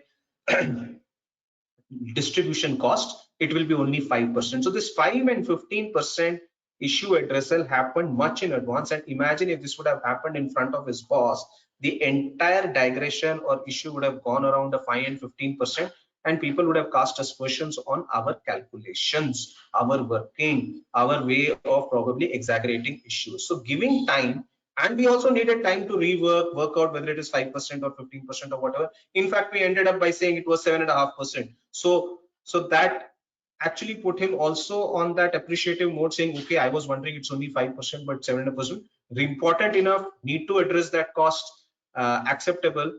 But that was a benefit we had. It was highly appreciated. It did not get into acrimonious discussions around 5 and 15% at that point of time. So that's what is important from an engagement perspective. So if you look at the summary, audit committee, focus on the big picture, look at dashboards and trends, and do a balance between assurance and value addition. Talk more about assurance with the audit committee. Unless, and you have to also understand, if it is predominantly a promoter driven organization, they would like to hear about value additions also. If it is predominantly an MNC or a listed company, the board is more keen around assurance, because that's the primary responsibility of internal audit. That's why I talked about whether it's a pawn shop or an antique shop or a normal watch shop. Okay. Similarly, look at when you senior management look at root causes, talk about the process KPIs and KRAs. Tell them that, listen, your process KRA is to reduce so much dollar per delivery or cost per delivery or cost per kilometer or whatever it is. And this is what, by talking about these 5 processes, this is what you're going to achieve. That's where. So, but with them, focus more on value addition and just keep adequate focus on assurance. Process owners, be very conscious of their time. Give periodic inputs to process owners. Don't keep your cards to your chest. Be as transparent as possible. You will find 5% or 2% of people who will misuse it, but for 98% you will get an extremely highly efficient and effective audit process being done. So I'm going to leave with just 2 thoughts, and I'm sure people would realize what this is all about. Lakshman Rekha is perhaps the most ancient risk control process, okay, ERM process. Sorry, just give me a second. There was this perceived risk that harm may fall upon Sita. Therefore, this control of having a Lakshman Rekha so that the harm cannot reach inside the hut or touch Sita. Now, the control requirement was that, there is this line whereby it allows people from not going out. from not going in and Sita coming out. Now, if as an internal auditor you have to add value, you look at three aspects: process compliance, process adequacy, and process efficiency. Process compliance is whether Sita stepped out or not.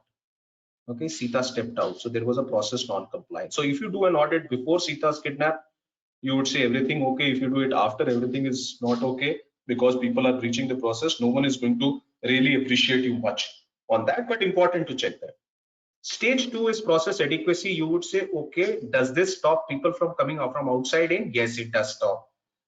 Okay, but it does not stop Sita from going out.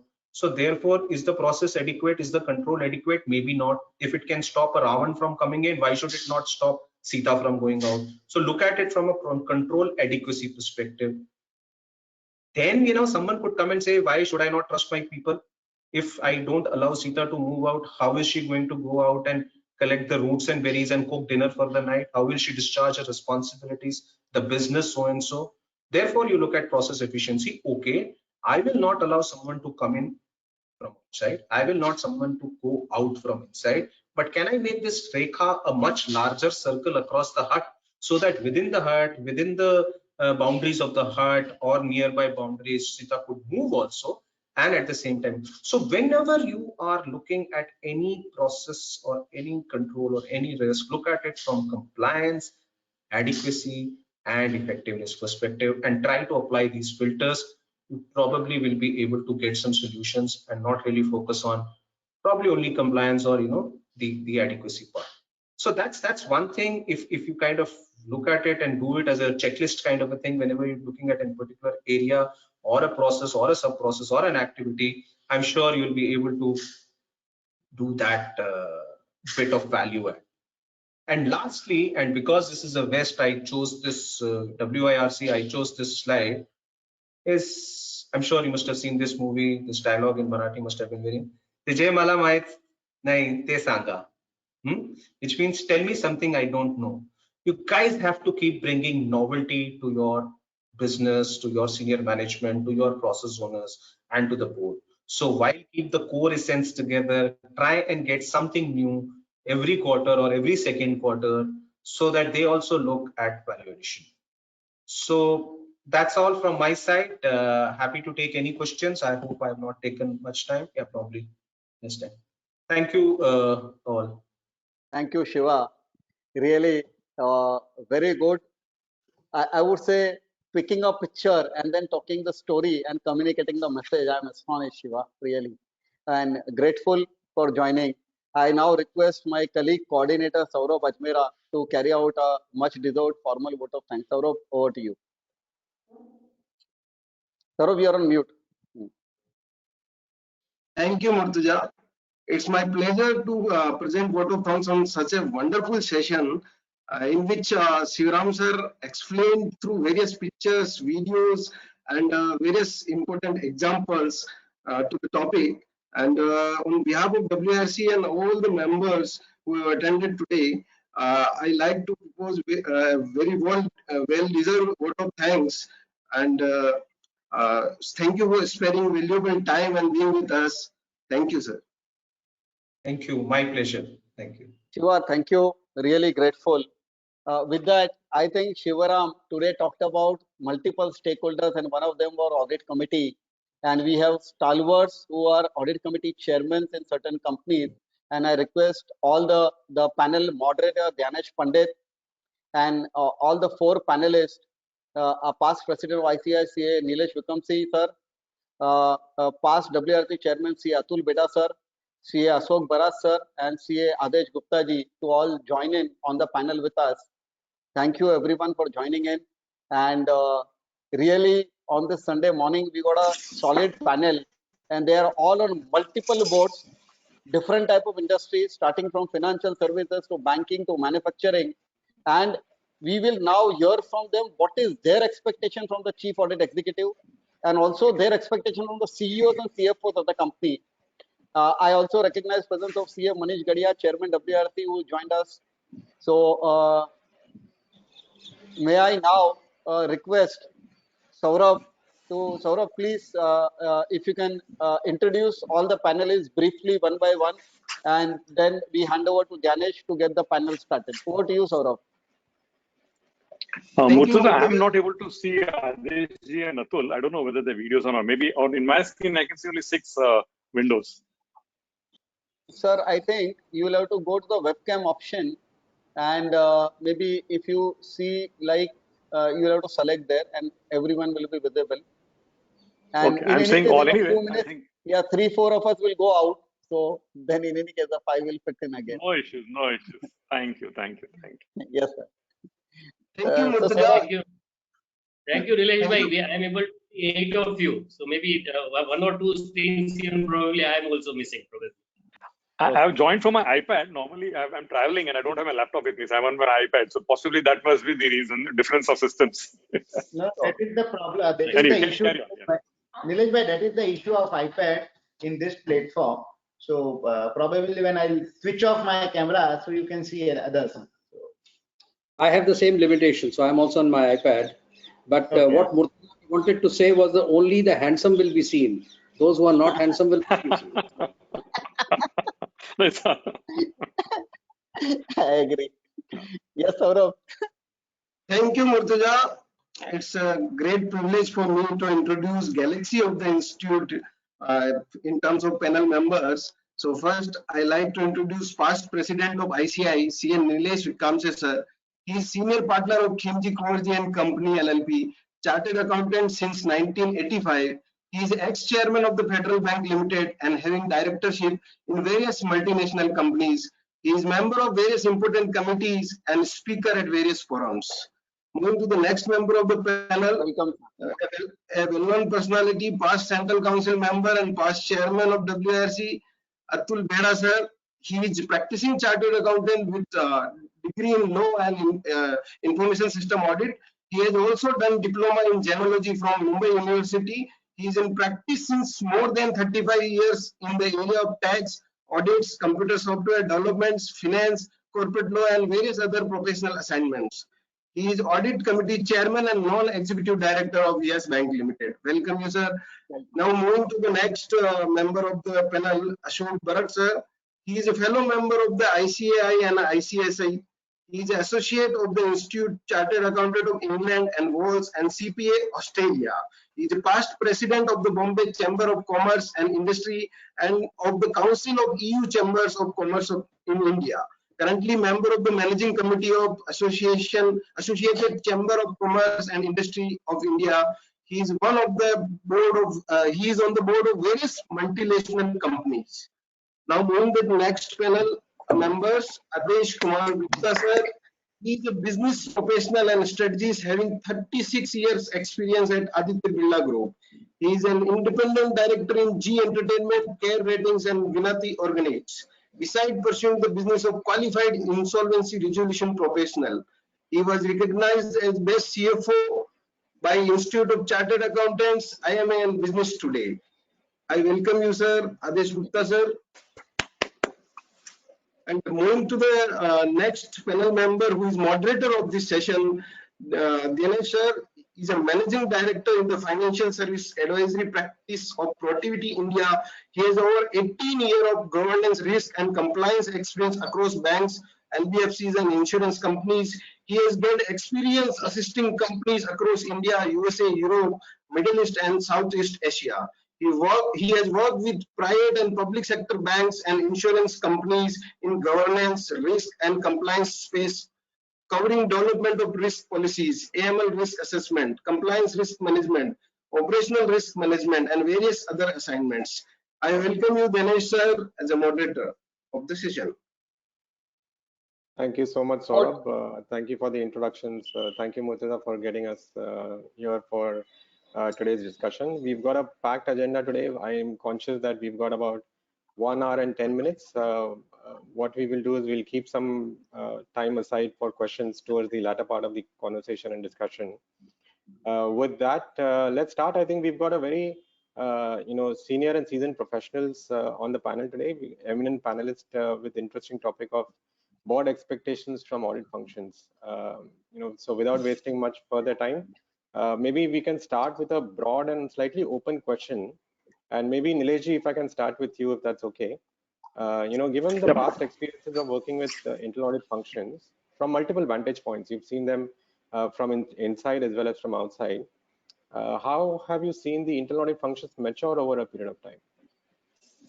Dnyanesh, thanks. I think a very good question. From my stint of 35 years of, I would say, practice experience and maybe last 16 years of directorship, I think the internal audit function has evolved tremendously. And again, what I'm going to say will apply to certain companies, certain stages. Even now, it may be applicable. I think the early stage internal audit, any company starts with the basic compliance companies act, the accounting, whether it's proper or not, so on and so forth. So it's a basic compliance, I would say. Yeah. Going forward, it goes more into sort of proprietary management, cost reduction suggestions, revenue leakages, etc., etc. Next stage is focus on system processes. Then comes internal controls, and finally, I think the mature, I would say, internal audit function, what is happening is the risk-based internal audit integrated to, I would say, an integrated internal control and risk management, I would say, approach, right from the top down.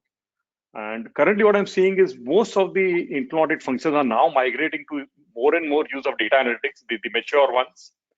People have started, I would say, still we are slightly slow on the AI, usage, artificial intelligence, but that's going to happen. How to manage fraud risk, with the basics being taken care of, accounting, etc., etc.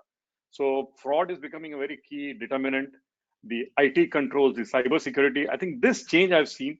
So it may be whatever I said, the stages. It may be true for certain companies even now. For the basic stage, somebody starting off for the first time, and the stages are keeping on. Depending on the company, whatever level of evolution it is at, and the function which is at. Yes, so that's what broadly my take is. I've seen the whole process and the journey over a period of time, and even now I'm keeping on seeing at different stages at different companies where we get associated. So that's my take. But I would be glad to hear from Adesh ji, Ashok ji, and Atul ji, their perspective of how they're seeing the scene evolving. Sure. Adesh ji, your views? I think we heard data analytics and fraud. I picked up from Nilesh ji. I think that's the theme that I've seen in the recent past. Maybe since you've been associated with the Bheda group, maybe your take and your experiences around what you have seen? Well, actually, I completely agree with what Nilesh has said. And the only additional thing is how efficiencies also can be brought in. That also probably is not covered. I don't think I can add anything further in what Nilesh said. So basically, cost efficiencies or how the whole organization becomes more efficient. Actually, that is also has to be seen by the audience. So true, Adesh. We've seen trends around revenue assurance and cost management as well coming through from an internal audit agenda perspective, and that's a very interesting theme. It touches the business directly the way they've never touched in the traditional way of doing things. Ashok ji, maybe your thoughts around the evolution of internal audit functions? Yeah, so I completely agree with what Nilesh ji and Atul ji said. I'll just rephrase it a little differently from my perspective. First and foremost, what has happened is that the boundaries between operating and financial controls have got blurred because of the use of ERP and the use of data analytics, as Nilesh ji pointed out. So earlier, if you looked at 10-15 years ago, internal audit actually was always under the shadow as an adjunct of the statutory audit process or the chief accountant's team. It was almost like a shadow department, which is more supporting them to do a lot of, heavy lifting and checking rather than really adding value. Today with ERP systems, where an operating control generates a piece of accounting information, which in turn leads to decision making, it is absolutely impossible to figure out. And therefore, now the audit function has to become more a business partner and enabler in which the responsibility spreads beyond just financials. I think this mindset change has been one of the most dramatic changes.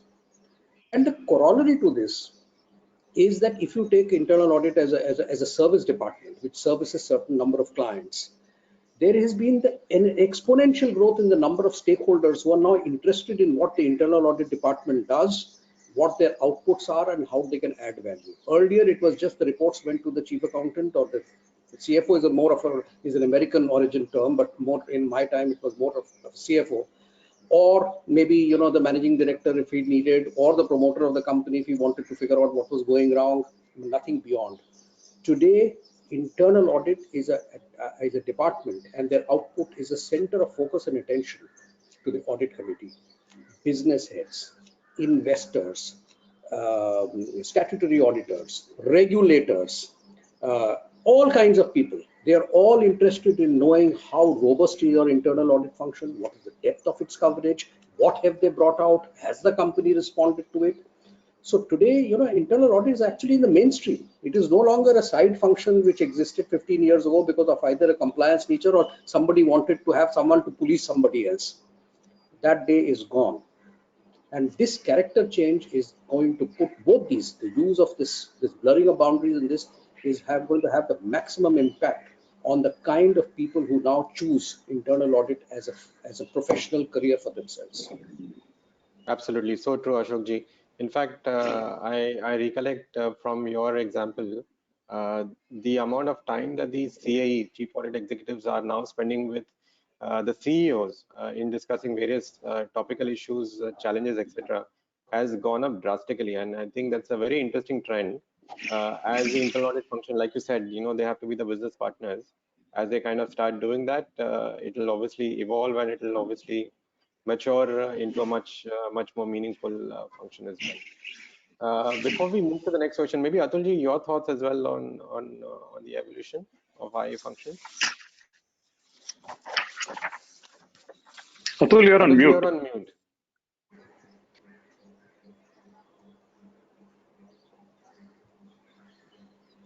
You should have a panel on the right hand side with red buttons. One of them is the mic. If it's red. Am I audible now? Perfect. Yes. Okay. Fine. So first of all, thank you, Dnyanesh, for having us on the panel, and more, thanks to Murtuza having such a fantastic, structure of all of this course, and then involving all the experts, and also the thanks goes to the chairman WRC, Manish, and whole of your team.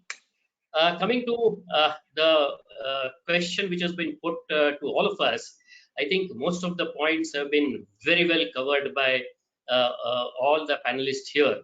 So just to, when we talk about internal audit functions, if I'll go to the universe consisting of, internal audit, I would put it, like the quality assurance improvement program, recruiting, onboarding, staff development, then thereafter, that risk assessment, and then, annual audit planning, execution of internal audit methodology, use of information technology, and finally, naturally, reporting and monitoring. I think this is broad universe which is there, right from beginning many years, and which is continuing. Only what is changing is that with the increasing complexities in businesses, operation, products, technology, and regulations, the functions have matured to address these complexities.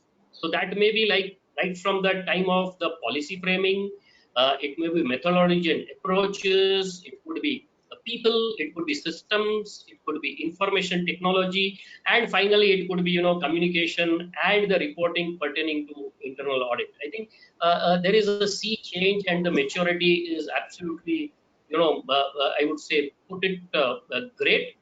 And to summarize, how our function has been changing is to optimize the resulting in decremental of the risk of failure with an incremental realization of value proposition. I think this is how I put how the internal audit function is been maturing over a period of time. I think this is all from my side. Thank you. Thank you, Atulji. Thank you. That is very interesting. I think you touched upon one of the aspects around complexities. I think one of the complexities or challenges that business functions that we are dealing with now is the entire pandemic, right? I mean, it has impacted everyone's life, whether that's professional, personal, and business organizations, of course. What that has done, what the pandemic has done also, is it has pushed them to think differently and act differently as well. Given that you are on, all of y'all are on, boards of multiple organizations, and you've dealt with this challenge up close, how well do you think, according to you, have the internal audit functions faced this challenge? And what would be your guidance or tips, for the auditors today to be agile or to be nimble or flexible, if I can put it that way. And maybe Ashokji, if we can start with you, if that's okay. Yeah, so that's a very interesting question. The most obvious and the intuitive answer to that would be technology. And that is indeed the right answer. But having said that, I would like to give it a little different twist. So technology is not just about, work from home. I think it has a much broader connotation than simply work from home. It is, I would like to, I don't want to, give it any sloganeering, but I think the remote oversight is the key thing to internal audit. How do you use technology tools and your own intelligence to marry the two, to converge the two, to create a remote oversight that provides the management with real-time outlier incidents that has a bearing on the operations and controls of the company. Today, because of the structure that we now have and the context that we now have, you do not have the luxury of anyway going after 3 months and checking what has gone wrong. There may be some elements of it which may be subject to that kind of a thing. Nor do you have the luxury of doing a concurrent audit of people sitting on the premises and checking every voucher before it gets approved. So that concept is also not existing.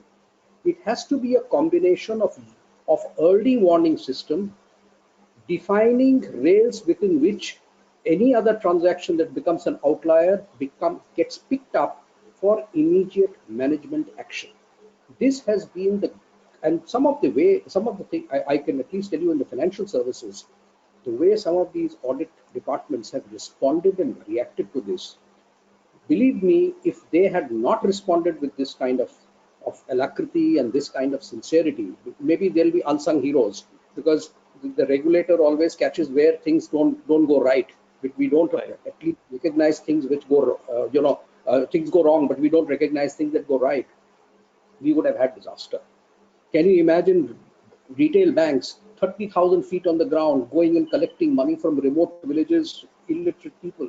If the system had not worked with huge amount of technology tools, it would not have actually worked. So I think a combination of remote oversight, early warning systems, and a market intelligence based judgment on what needs to be brought to the attention on an online basis or a real-time basis has been the greatest contribution of internal audit department during the pandemic.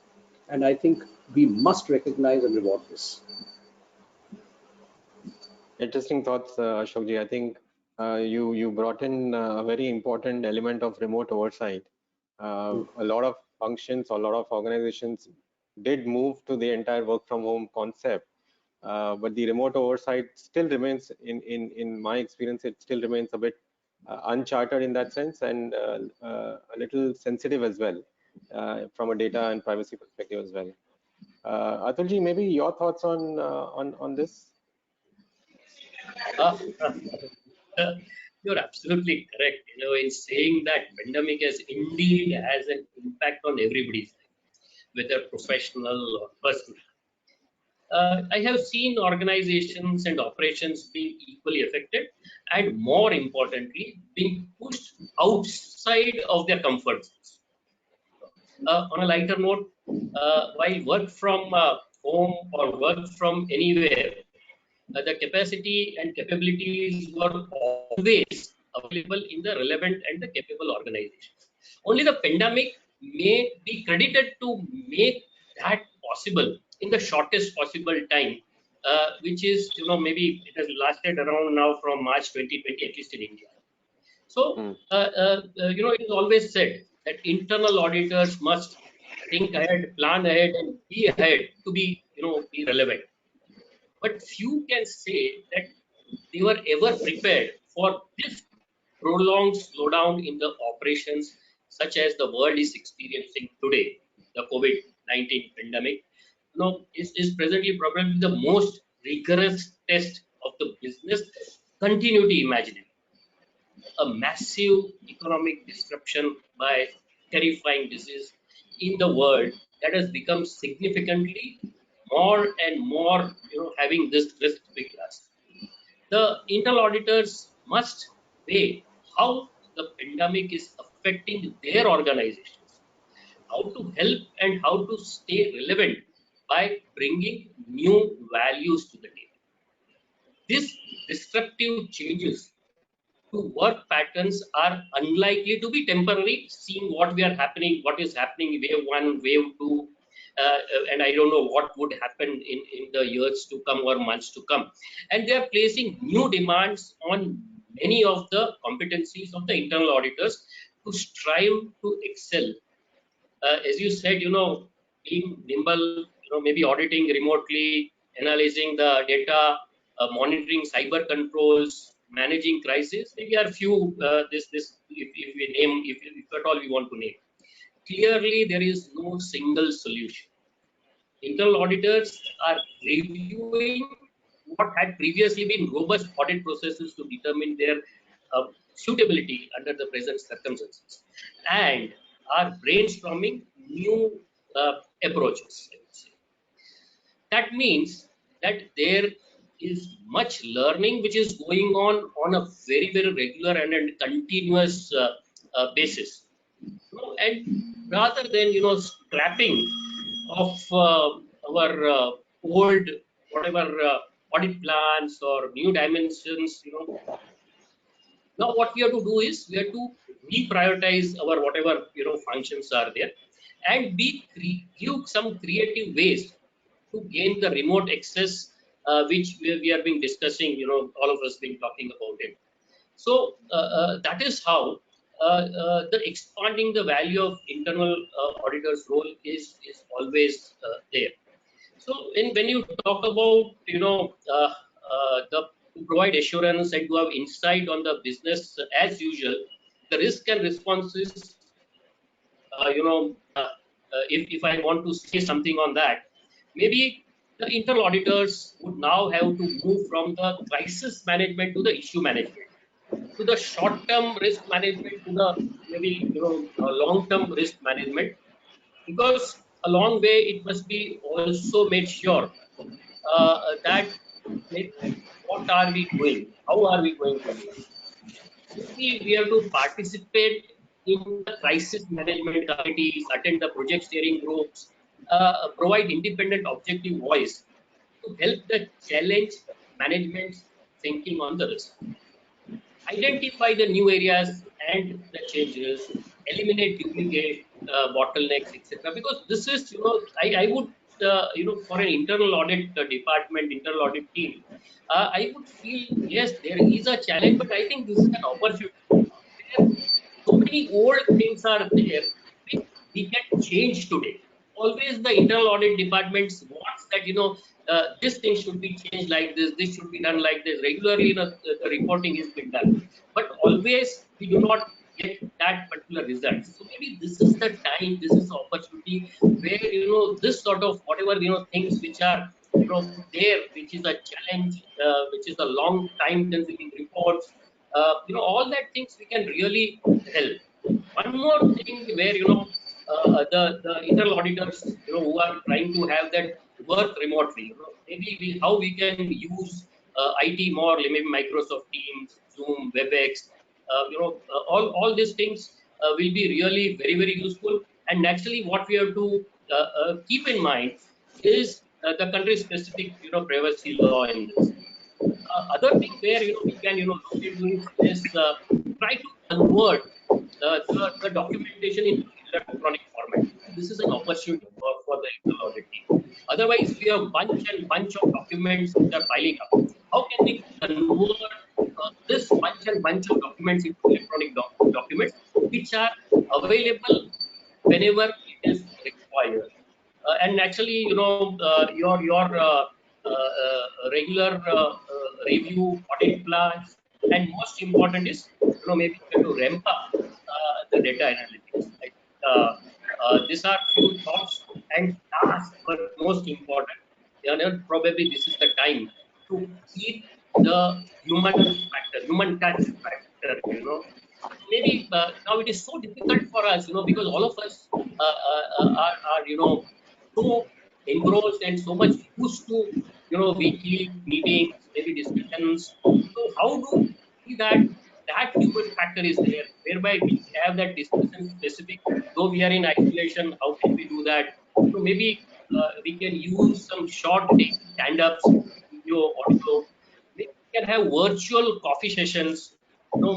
Try to tell people stay positive, share the success stories of the team and organizations. I think these are few very important, especially for the team members who are seniors, who are going to fall sick or who are already been sick. I think this is where the internal auditor should leverage this crisis as an opportunity to change their own mindset and the mindset of the people they're working with. I think this is all from my side as far as the how this pandemic would, how internal auditor should take advantage of this. Thank you so much. Thank you so much, Atul. Nilesh, maybe your thoughts on. Thanks. First of all, let me say my experience has been very good as far as the audit function during the pandemic has been there. I think just to sort of give the sequence of events, Q1 was a washout last year. In the sense, April, May, and June, almost half the June, no functioning. First time the employee was getting used to, how do I not visit the physical sites or do the work? How do I do remote, workings? All that trial and tribulations happened during that first quarter. And I think there were delays. Let me be very honest in admitting there were delays during that period. But then there was catch up in Q2 of the dependencies, and Q3, Q4, I think we were almost so hats off to all the employee functions wherever I've been connected in the companies. I think all of them rose to the occasion and I think came up to the level. Barring one odd company, one odd area where for some specific reasons could not be done. Otherwise, I think the whole year's audit plan was done, I would say. So that I think want to give compliments to the function as such, and getting used to the remote working, a complete change from the earlier way of working, as Atulji and Ashokji mentioned. Most important, change of plans. It was initially the whole year's plan was decided, and post the pandemic, the plans changed. So how do again in sync with the audit committee, how do you change the plans, etc. So I think that was a really good and I would say thing which was done. I think again re-emphasizing on the focus what Atulji said, the audit evidence and the audit documentation in this remote working. I think that is a focus which has got a new direction and new focus in this pandemic. But I would say again, if I summarize the whole pandemic here, refocus on internal controls, a very larger focus on IT controls thanks to the remote working, more focus on cyber security, data loss, data privacy, with the remote working. That has been the focus.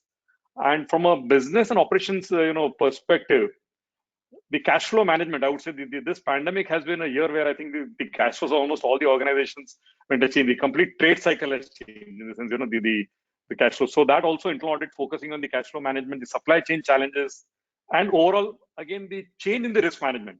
We had a risk management maybe before the pandemic and post-pandemic. What are the change direction on the risk? I think, in my view, whatever experience I've had with the companies I've been involved with, I think employed has risen to the occasion, focus on these areas, and I think come out very successfully. Thank you, Nilesh. I think, I mean, the way I saw it, and I worked across multiple types and scales of entities as well. And I think you touched upon that at the beginning of the first question as well, Nilesh, that, depending on where an organization's internal audit functions maturity lies, they kind of adopted or, kind of took on strategies to deal with this kind of a pandemic, right? So some organizations just took a pause for a quarter, realigned their thoughts, realigned their strategies in terms of how to address it.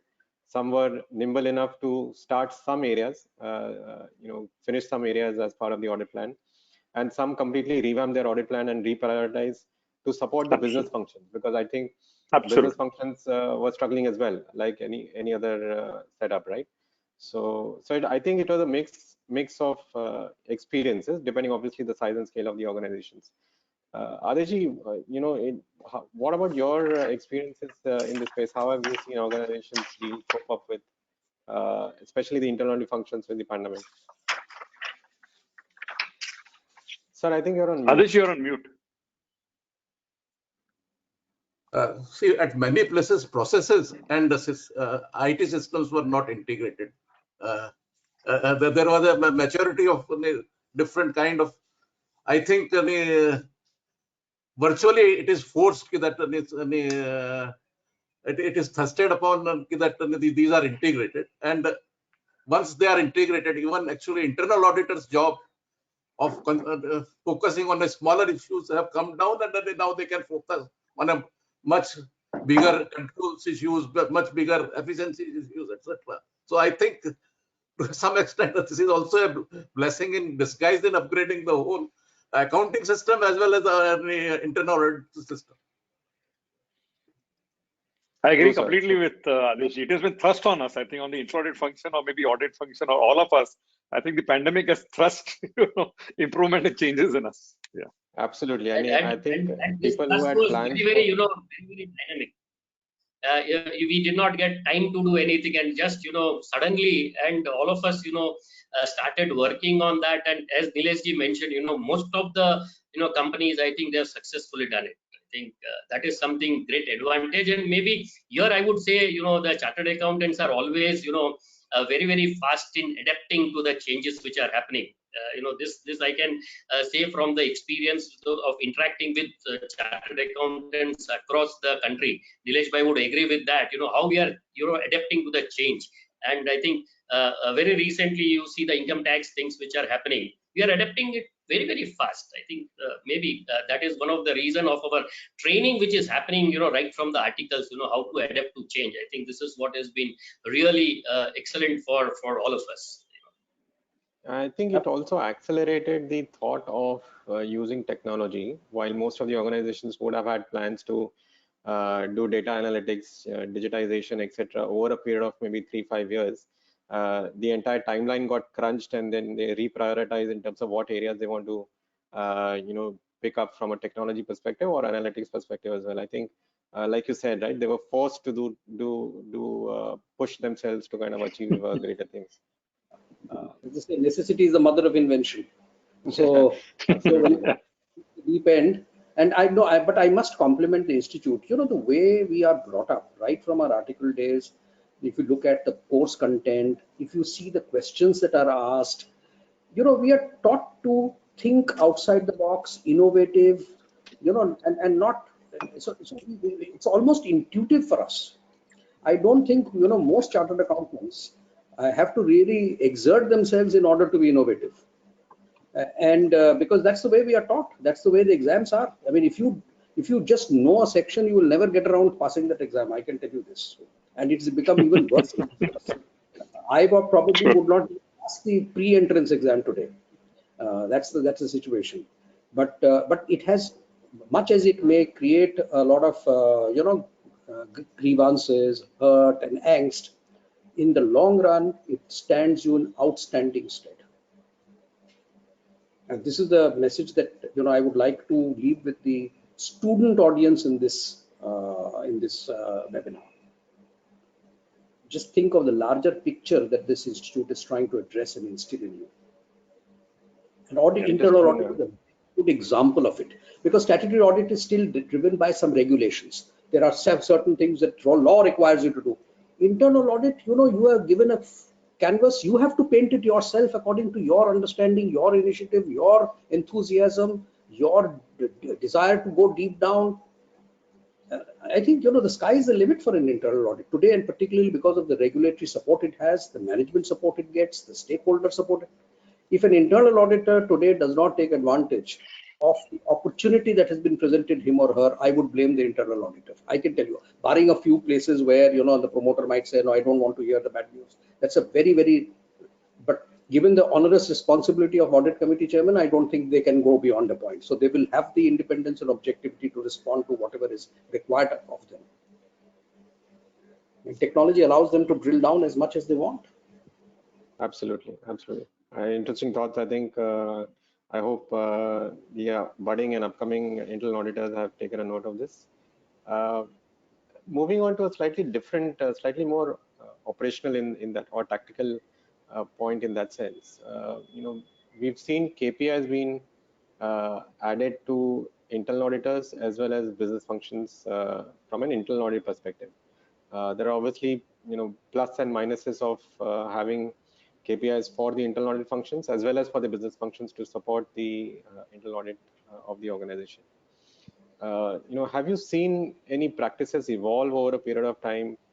Primarily, I mean, traditionally internal auditors were always looked at as, coming from outside, you stay away from us, get your work done, and get out of this place, kind of thing, right? how have you seen internal audit functions, sorry, not just internal audit functions, but how have you seen organizations evolve with this KPI concept, to demonstrate the benefits both for the internal audit functions themselves, as well as creating some kind of a positive outlook for the business functions who support the entire internal audit activities. Maybe Adeshji, we can start with your thoughts before we move on to Nilesh. See, first of all, actually, the biggest challenge is the internal audit code itself, that what is supposed to be, that is not defined. So how do you put KPI? Actually, depending on company to company, because see, while statutory auditor is aimed for all kind of stakeholders, actually internal audit is supposed to be supporting management. And as we have discussed in the first question, actually even the role, that what is the role, that is also not defined. I think a minimum code is required before any KPIs are in place. How. Secondly, because you cannot define any objectives, you cannot do objective evaluation. It will be all subjective evaluation of the internal controls. So the third question, actually, the third challenges which we really face is actually a lot of times that actually we have seen internal audit reports comes to the audit committee even before they are discussed thoroughly before the by the management itself. Actually, I'm insisting. I mean, most of the audit committees that before they come, it should be discussed by some kind of subcommittee, and therefore there should be, so that a really focus that what internal audit is supposed to do and what should how should it achieve. Actually, that has to be discussed. While question of auditing, the functions are concerned, definitely most of the good internal auditors, actually they classify the functions which they have audited from the internal control point of view, that on the scale of 10 or how are they rating, and then based on that, their KPIs also are dealt with. That is practically what happens in the actual things. Thank you so much, sir. Nilesh, your thoughts? Dnyanesh, I think, can you hear me? I can hear you, yes. Thank you. I lost Adesh in between. I think possibly some network issue at my end. But anyway, from my perspective, Dnyanesh, what I have seen is, the whole this KPI, the impact on the, I would say the functions. I'll break it up into two. First, of course, the one which can be measured quantitatively, the function, the front office function, the production, the sales, the revenue, and so on and so forth. And second is, I would say how do you measure the back office functions, whether it is accounting, whether it is compliance, IT, HR. So that was one of the two, sort of breakup. I've seen this whole thing evolving in the organization which I've been involved. Initially, when the KPIs were let down for the front, office functions, one could see, say, the month end, most of the sales happening on the month end, whether delivery made or not, and your bookings, and a lot of. But now I think that again in the mature organization, that all has been, is sort of gone, and it is much more consistency which has come in the KPIs itself. Coming to the internal audit function, the KPIs of the internal audit functions, I think very important that whatever observations are there, I think how do you quantify it in the sense, okay, what is the impact thereof? Maybe from a system of focus where you have come up with a systemic issue or some process issues. I think by and large, I'm seeing most of the internal audit functions quantifying it. What is the potential? What is the current impact? What is the potential impact? So that is, I think, in some measure, you can sort of draw the KPIs based on the findings which are there. And coming to there may be some areas where system processes where it may not be able to be quantified, the impact thereof. But I think the focus has to be on system processes, maybe some quantifiable, some not quantifiable. And based on that, the assessment has to be made, on the KPIs of the internal audit function, I would say. But coming to the auditee, I would say the auditing departments and all, the fact that KPIs should not lead to any unethical practices, I think that is an absolute given. There were times where initially just to meet the targets is that people used to do all things under the sun. But I think that time has gone now. So it has to be consistent, mature. It cannot be, as I gave an example of a month-end thing. So a lot of, whether it is marketing, sales, production, compliance, I think there are different parameters and different objectives which can be quantified and can be, sort of documented and can be measured. I think, as I say, what gets measured gets done. That's the ultimate Absolutely. bottom line. One trend that I have seen, and it's possibly because of some of the regulatory pressures as well, specifically from a financial services perspective, is that the business functions also now have started having KPIs around internal audit observations and risk management practices that they adopt. So they are responsible, obviously, for the business functions, but they are truly, as a first line, they are also truly responsible for the control environment. And sometimes I have seen, they're being used in a very negative manner, right? So let's say, for example, the performance is based on, if their performance is going to get affected because of an audit finding, then obviously the attitude with which they approach or deal with the auditors is very different. And I think as a community, I think it's very important for us. I think Atulji mentioned earlier also, in terms of being business partners, right? If you're able to create that that bond, that trust and that transparency also, like you mentioned, Nilesh, at the beginning, I think it will create a phenomenal setup. Yes, sir. Dnyanesh, I just want to share a memory which came to my mind, not more so from a insight, but more from a strategic perspective. One very large organization, we were auditors. Of course, it's a government organ, let me not name it. And in one of the areas, we went for a physical verification. No problems in the quantity, etc. But on the way the things were being stored, and these were very, very valuable items. I don't know to name it. And we get a lot of suggestions on the security, etc., and how it has to be the physical, not the accounting part of it, the way, So initially got a lot of resistance from the operating management. Please don't give this suggestions, etc., and it is very difficult. How difficult in a government organization to change things. But we persisted. We said this is something which is going to, help the organization can improve. If the suggestion implemented, we said we are not forcing you to implement the suggestions. Finally, at the regional level, the regional director and interaction happened on the audit comments, and I don't know whether I should share. I got a threat. This will not be good for you. Wow. So of course we have been used to those type of threats, and I didn't sort of bother about it. And then finally, when we talked to the central office and some of the I would say the top management, and then we found out the reason why it was is any audit comment, the measurement of the executive role is how much of that they're able to implement, and some of the suggestions you gave were not implementable. It's a slightly longer term duration to implement. How to change in the security layout or the storage, etc. So that was the reason why the resistance was, please don't give this comment, otherwise, because in case they don't comply within that term, it will be a negative for them. So I think at an organization level also, we need to think through, some comments which come which are for longer term nature for changing. How does one measure it, and how does one, so that organization also have to be mature enough to factor that in. That's only when you mentioned it came to mind. It refreshed some of my memories as well, Nilesh ji. You're on mute. Yeah. I can hear you. Maybe, yeah. Atulji, maybe your thoughts on this topic? Yeah, absolutely. I think I would take up from Nilesh, what gets measured gets done. This is a favorite saying in many management textbooks. There is much evidence to support this saying, and good reasons to assume that it can be applied not just to the audited functions, but also to the audit functions. KPI provides management with a clear indication of the performance and the quality of the internal audit functions, and should be integral part of the internal audit systems.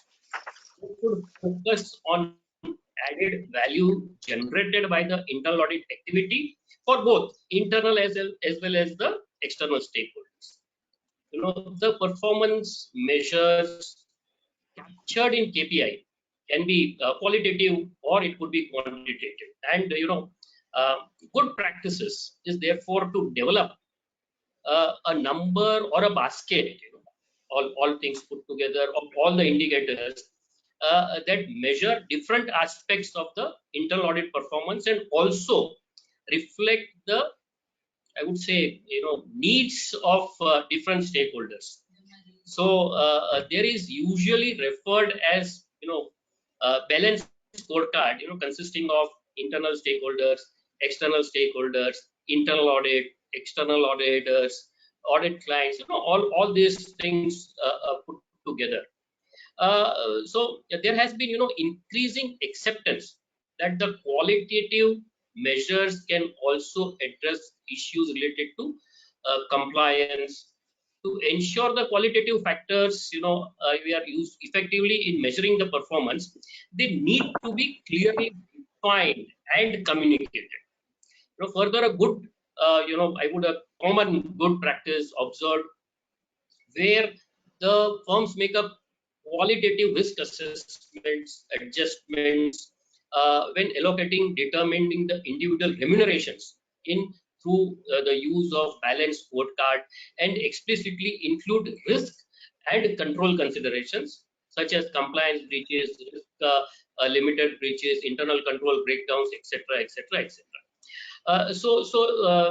If I want to have these parameters, the current individual scorecards could be, measures into, I would say, few parameters, like say for example regulatory. So this is one parameter, and we say no significant breach of compliance policies attributable to that individual.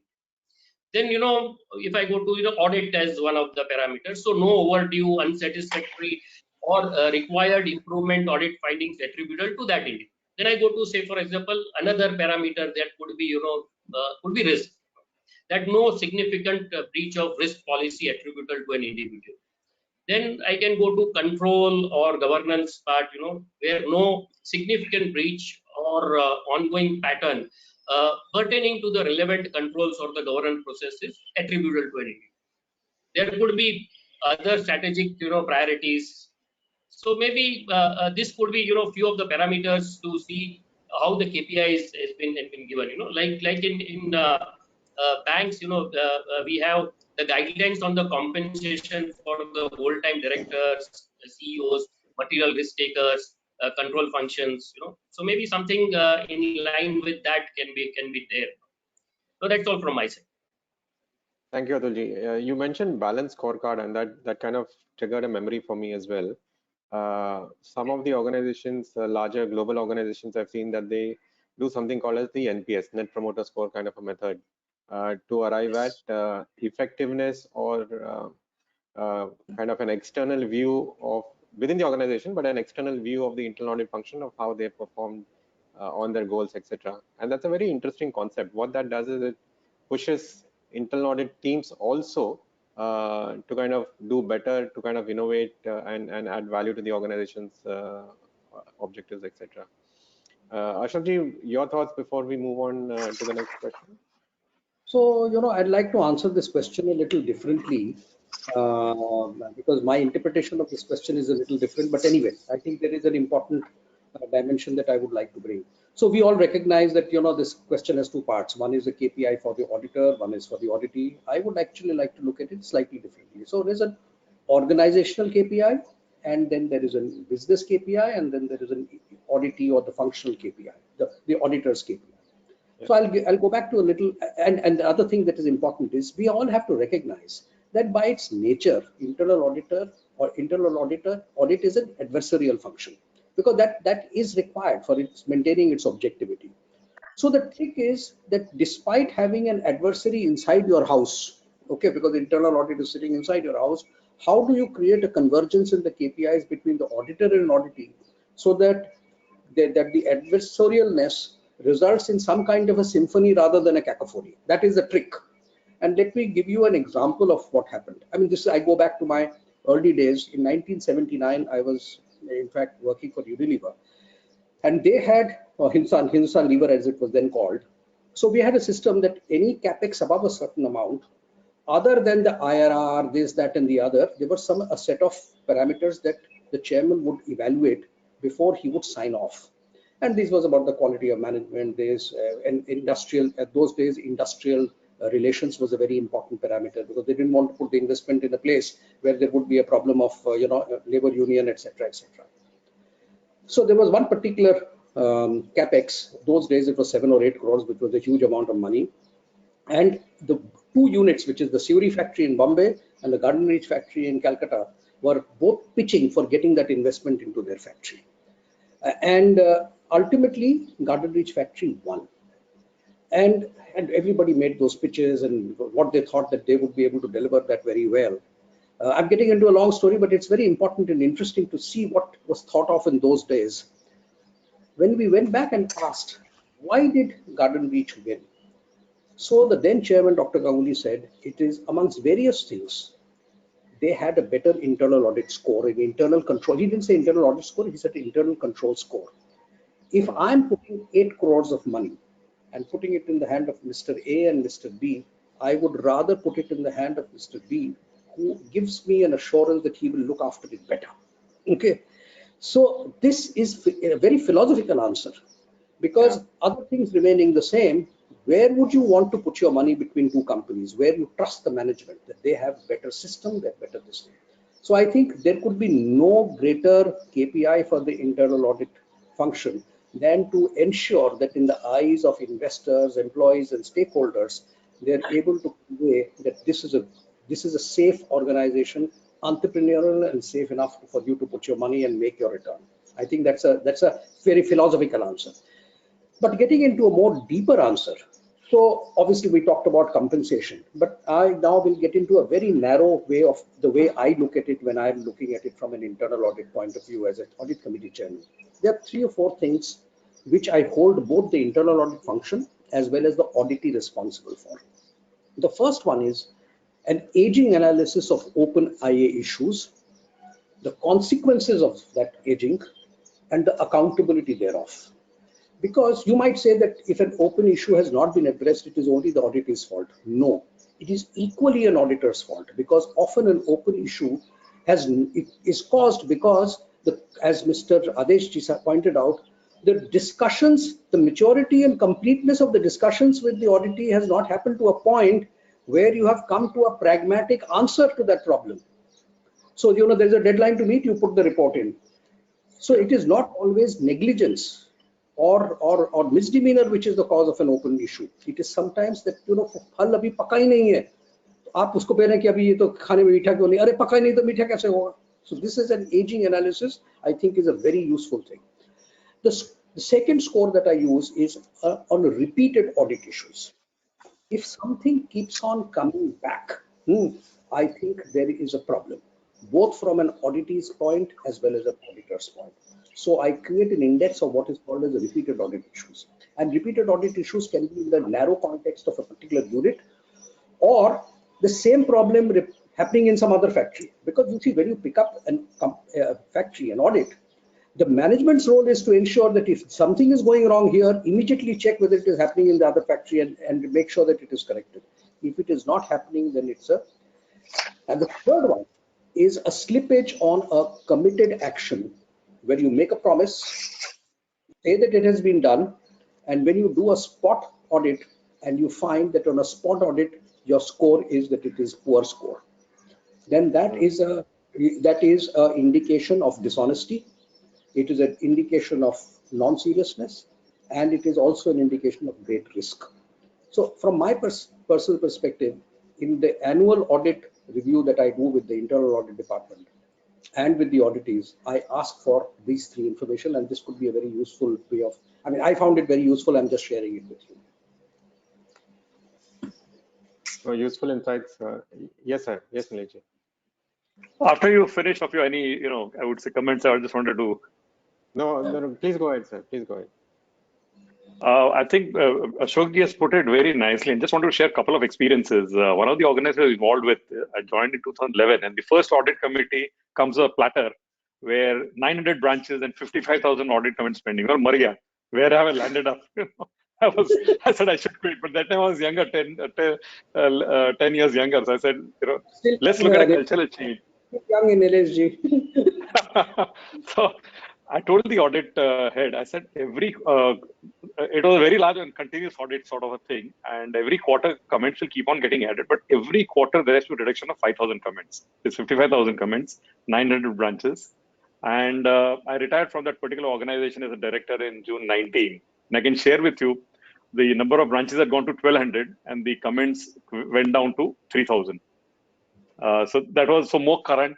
So the idea is, okay, there is an issue chalta hai will not be accepted. Number one, culture. Number two, you're into business, you make mistakes, no problem. Correct it, move ahead. The moment you correct it, you will not do it again.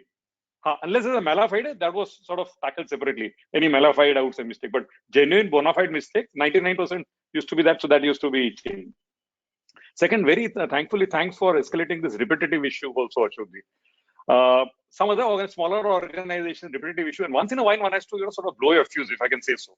See, normally as an audit committee, you are, I would say patient, normal, peaceful. But in case the issue, so then that means it is just being taken for granted, the audit, and it's sort of as an audit committee, I would say, you need to blow your fuse and sort of give a piece of your mind to the relevant outs of function, the departments. This is not acceptable. Once done, we don't want the mistake to be done again. So that's one other thing. And again, use of the knowledge. Suppose a large organization, you find one mistake somewhere. How do you tabulate that and circulate to the other arms outside, other branches or units or whatever, and give them an advance warning before the next audit is happening? These comments should not be there. Please, correct it. So that these are learnings. How do you sort of use your learnings into benefit of the whole larger organization? Yeah. That's I just wanted to share some experience. I think thanks Ashokji for kindling of the memory. But Nilesh, the practical situation is, you see, unlike what happens in labor, that an internal auditor truly reports to the audit committee. Actually, in most of the companies, the internal auditor doesn't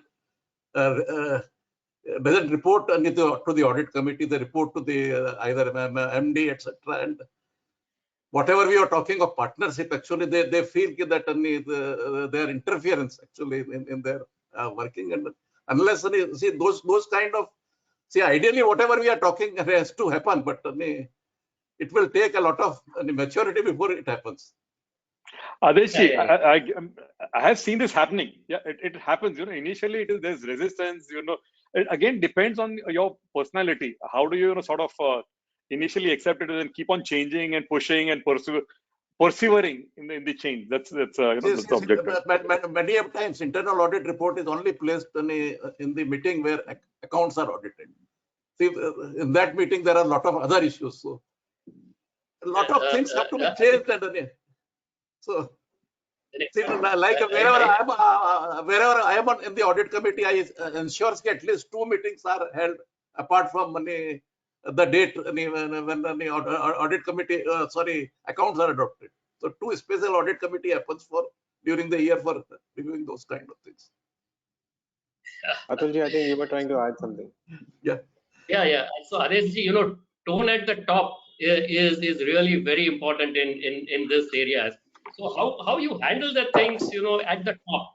I think as Nileshji said, initially you have to be really very, very tough. Actually, there has to be a frank talk with MD and the people who are who have to become partner. Actually, I'm not saying it is not happening, but the pace is not what it should be.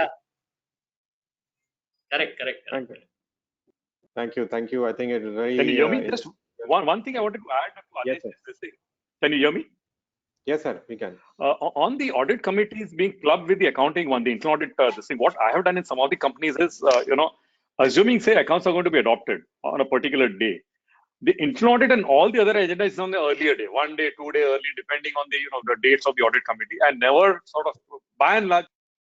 Most of the companies now we are segregating. The accounts discussion has to be accounts, the results, etc. And this you do it 1, 2, 3, 4, whatever number of days, depending on the audit committee, convenience, I would say the dates. It's more and more happening like that. That's just as a matter of. I think Nilesh bhai given a very very important input.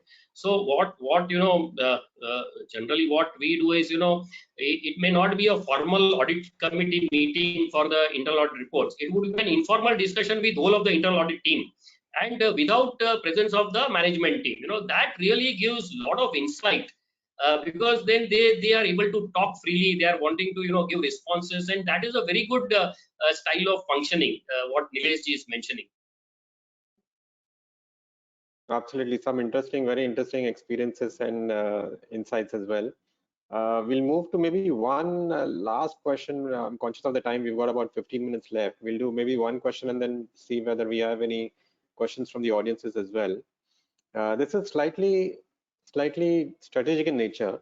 So we've seen, internal audit functions. While we've seen internal audit functions mature over a period of time, maybe your thoughts on how innovative ways in which the audit calendar is planned, number one, and the audit areas are identified. What I mean by that is I've seen instances of risk culture as an audit area being added, customer experience being added as one of the areas. Now with the entire robotics process automation, the audit of the robotics process or the bots is something that is kind of coming up as an agenda item as well in the audit plans. So maybe your thoughts in terms of what do you see as emerging trends in this context, and what should the auditors be geared up for, and how do they kind of innovate as they move along? Maybe Atulji, if we can start with you. Oh yeah, sure. I think this is a very important question. What are the emerging trends? So I would just take a few things. Like in my opinion, the regulatory landscape for privacy and the data protection is really growing, and it is becoming more and more complex each and every day, and especially in wake of this COVID-19.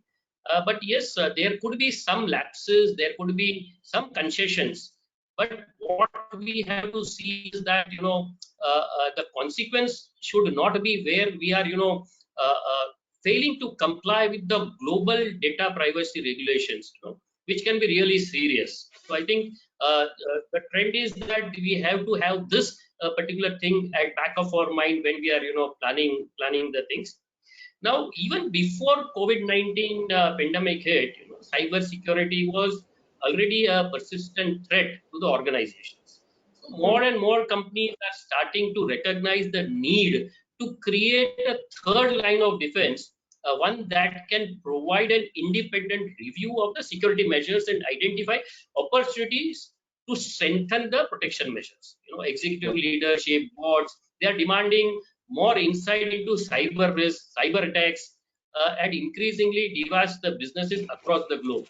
And due to their high-level understanding on organizations' risk landscape and the technology used across the enterprise, internal audit is in an ideal position to make the assessment of the cyber security processes, policies, and report the effectiveness of the scrutiny program to the to the leadership.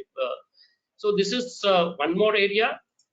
Maybe as in this function, by leveraging RPA and other automation and analytical tools, internal audit can drive efficiencies in monitoring, control, provide greater coverage across large data population, and offer time and cost savings that can redirect to higher priority tasks and allow for the improved visibility within the organizations.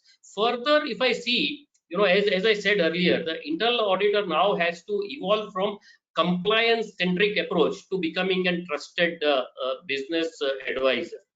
Further, also, an organization's corporate culture has a significant impact on how the company conducts its business. So since the internal audit has a strong understanding of the organization system, processes, policies, they can evaluate whether the corporate culture supports the organization's business model's values. So maybe these are the things how things would be going. And last, most important, I feel the trend which is going, is that the internal audit team, internal audit department can assist to establish how well prepared are we for the climate crisis, and what are we doing to ensure we are turning into an advantage rather than contributing to it. So internal audit can examine these areas at an operational level too, given its deep view into the processes that are related to and impacted by the sustainability, from the material sourcing to transport to logistic to waste management. I think this could be really an emerging trends for the internal audit department. That's all from my side. Thank you. Thank you, Atul. I think while you touched upon ESG, environment sustainability and governance, and cyber security, I think one that caught my attention was climate risk. I think that has gained a lot of attention in general. I'm not sure how many organizations are actually geared up to assess something like that or audit something like that for the organizations. Ashokji, maybe I'll move on to you and seek your thoughts on innovations or trends that we are seeing in this space. Yeah, so as I said right in the beginning, one of the changes that has happened in the internal audit function is that the number of stakeholders who are interested in getting the inputs of internal audit has increased. So therefore, you cannot have one single formula for how an audit has to be planned and what should be the content of that audit and how should it be structured. It has to be very bespoke depending on the organization. For example, in BFSI, for example, the regulator and his requirements are going to be always a single largest driver of what the audit plan would be and how it would be done and how it would be reported and how it would be responded to. So therefore, that's an elephant in the room that you cannot escape. But on the other hand, for example, if there may be a company which is doing processing with leather. Now, for leather, obviously, some of the ESG considerations, environment considerations become very important. For another company which is underperforming, business excellence might become the driver for internal audit. In some other company, it might be actually that the fact that there is so much of, for example, real estate company, control of fraud and vigilance may be the key driver for internal audit. So I think the crux of the matter is that the internal audit plan and the way you therefore organize the department, the way you organize the process, the way you conduct it, the way it is reviewed, will have to be tailor-made by doing a very clear understanding of what the business context is. The context in terms of compliances and regulations, in terms of risks, in terms of its stage of growth, in the terms of stage of performance, and it has to be a multi-dimensional approach. And it might also so happen that what is the audit approach today, 3 years later, it might be very different. So in summary, I would say that when you are planning for internal audit, it should not be left only to the internal auditor. It has to be something that must engage the top management, the board. In promoter-led companies, the promoter. And in multinationals, I can tell you certainly, it is driven largely, or not largely, but substantially, by the global ethos of internal audit or their directions of what they would want to. Because these are things that, I'll give you another example. Those, for example, on the board of a company in which there is a lot of proprietary information we have, which we process for our clients. Yeah. It's not only our UPSI, that is one part of it. But the bigger part of it is the fiduciary responsibility towards confidential information of others. Now, there, the entire approach to IT audit is very different from just maintaining the protection of our information. It is also protection of somebody else's information that can destroy not only him, but also me in the process, because I'll get sued. So I think it has to be a dynamic, participative, and open-ended discussion that should proceed before you finalize an audit organization, skills, talents. For example, today I always insist that in all internal audit, internal departments, there should always be a forensic person, somebody with a forensic mindset. Because the way the same voucher is looked at by an accountant versus an auditor versus forensic is entirely different. It is like having at least a compounder in the office or a doctor in the office. If there is small fraud, at least the first branded what exactly has gone wrong before you go and appoint somebody else. Because the moment you go and appoint somebody else, SEBI will ask you, why have you appointed? 50 sawal ka jawab do. Better to do a little bit of an investigation yourself. So, the skilling of the department, the talent, the mix between people who have worked in operations and now moved to audit to operations, all this is, I think it's a subject by itself, but it's very interesting and important sort of question. So therefore, I'm very glad that you asked this question. Thank you so much, Ashokji. I think very interesting insights as well. Adesh, maybe your thoughts before we move on to Nilesh. See, basically, two or three things. One, the business plan for the year also governs. Secondly, the risk assessment done by the risk committee, that what are the risks prevailing in the company, that also has to be taken care. See, while everybody has talked about IT audit, actually, we insist actually rather than the internal audit doing that, a specialized team to do that an internal the audit of IT function, so that you get a proper result out of that. Because then you see a small or an organization may not have that competence to do any systems audit, etc. Rather than you hire a right kind of organizations to do the audit. So everything doesn't have to see. Unlike a statutory auditor, there has to be a single point of signing. In internal audit, you can have various special auditors to do special, even like HRD audit. Actually, there are HRD firms which has to do HRD processes audits, HRD. So there is no hard and fast rule that it has, but basically depending on risk management reports, the KRAs of the company itself, that what are the KPIs of the whole company. Based on that, the whole everything is decided about the internal audit. Thank you, Adesh. I think you touched upon HRD.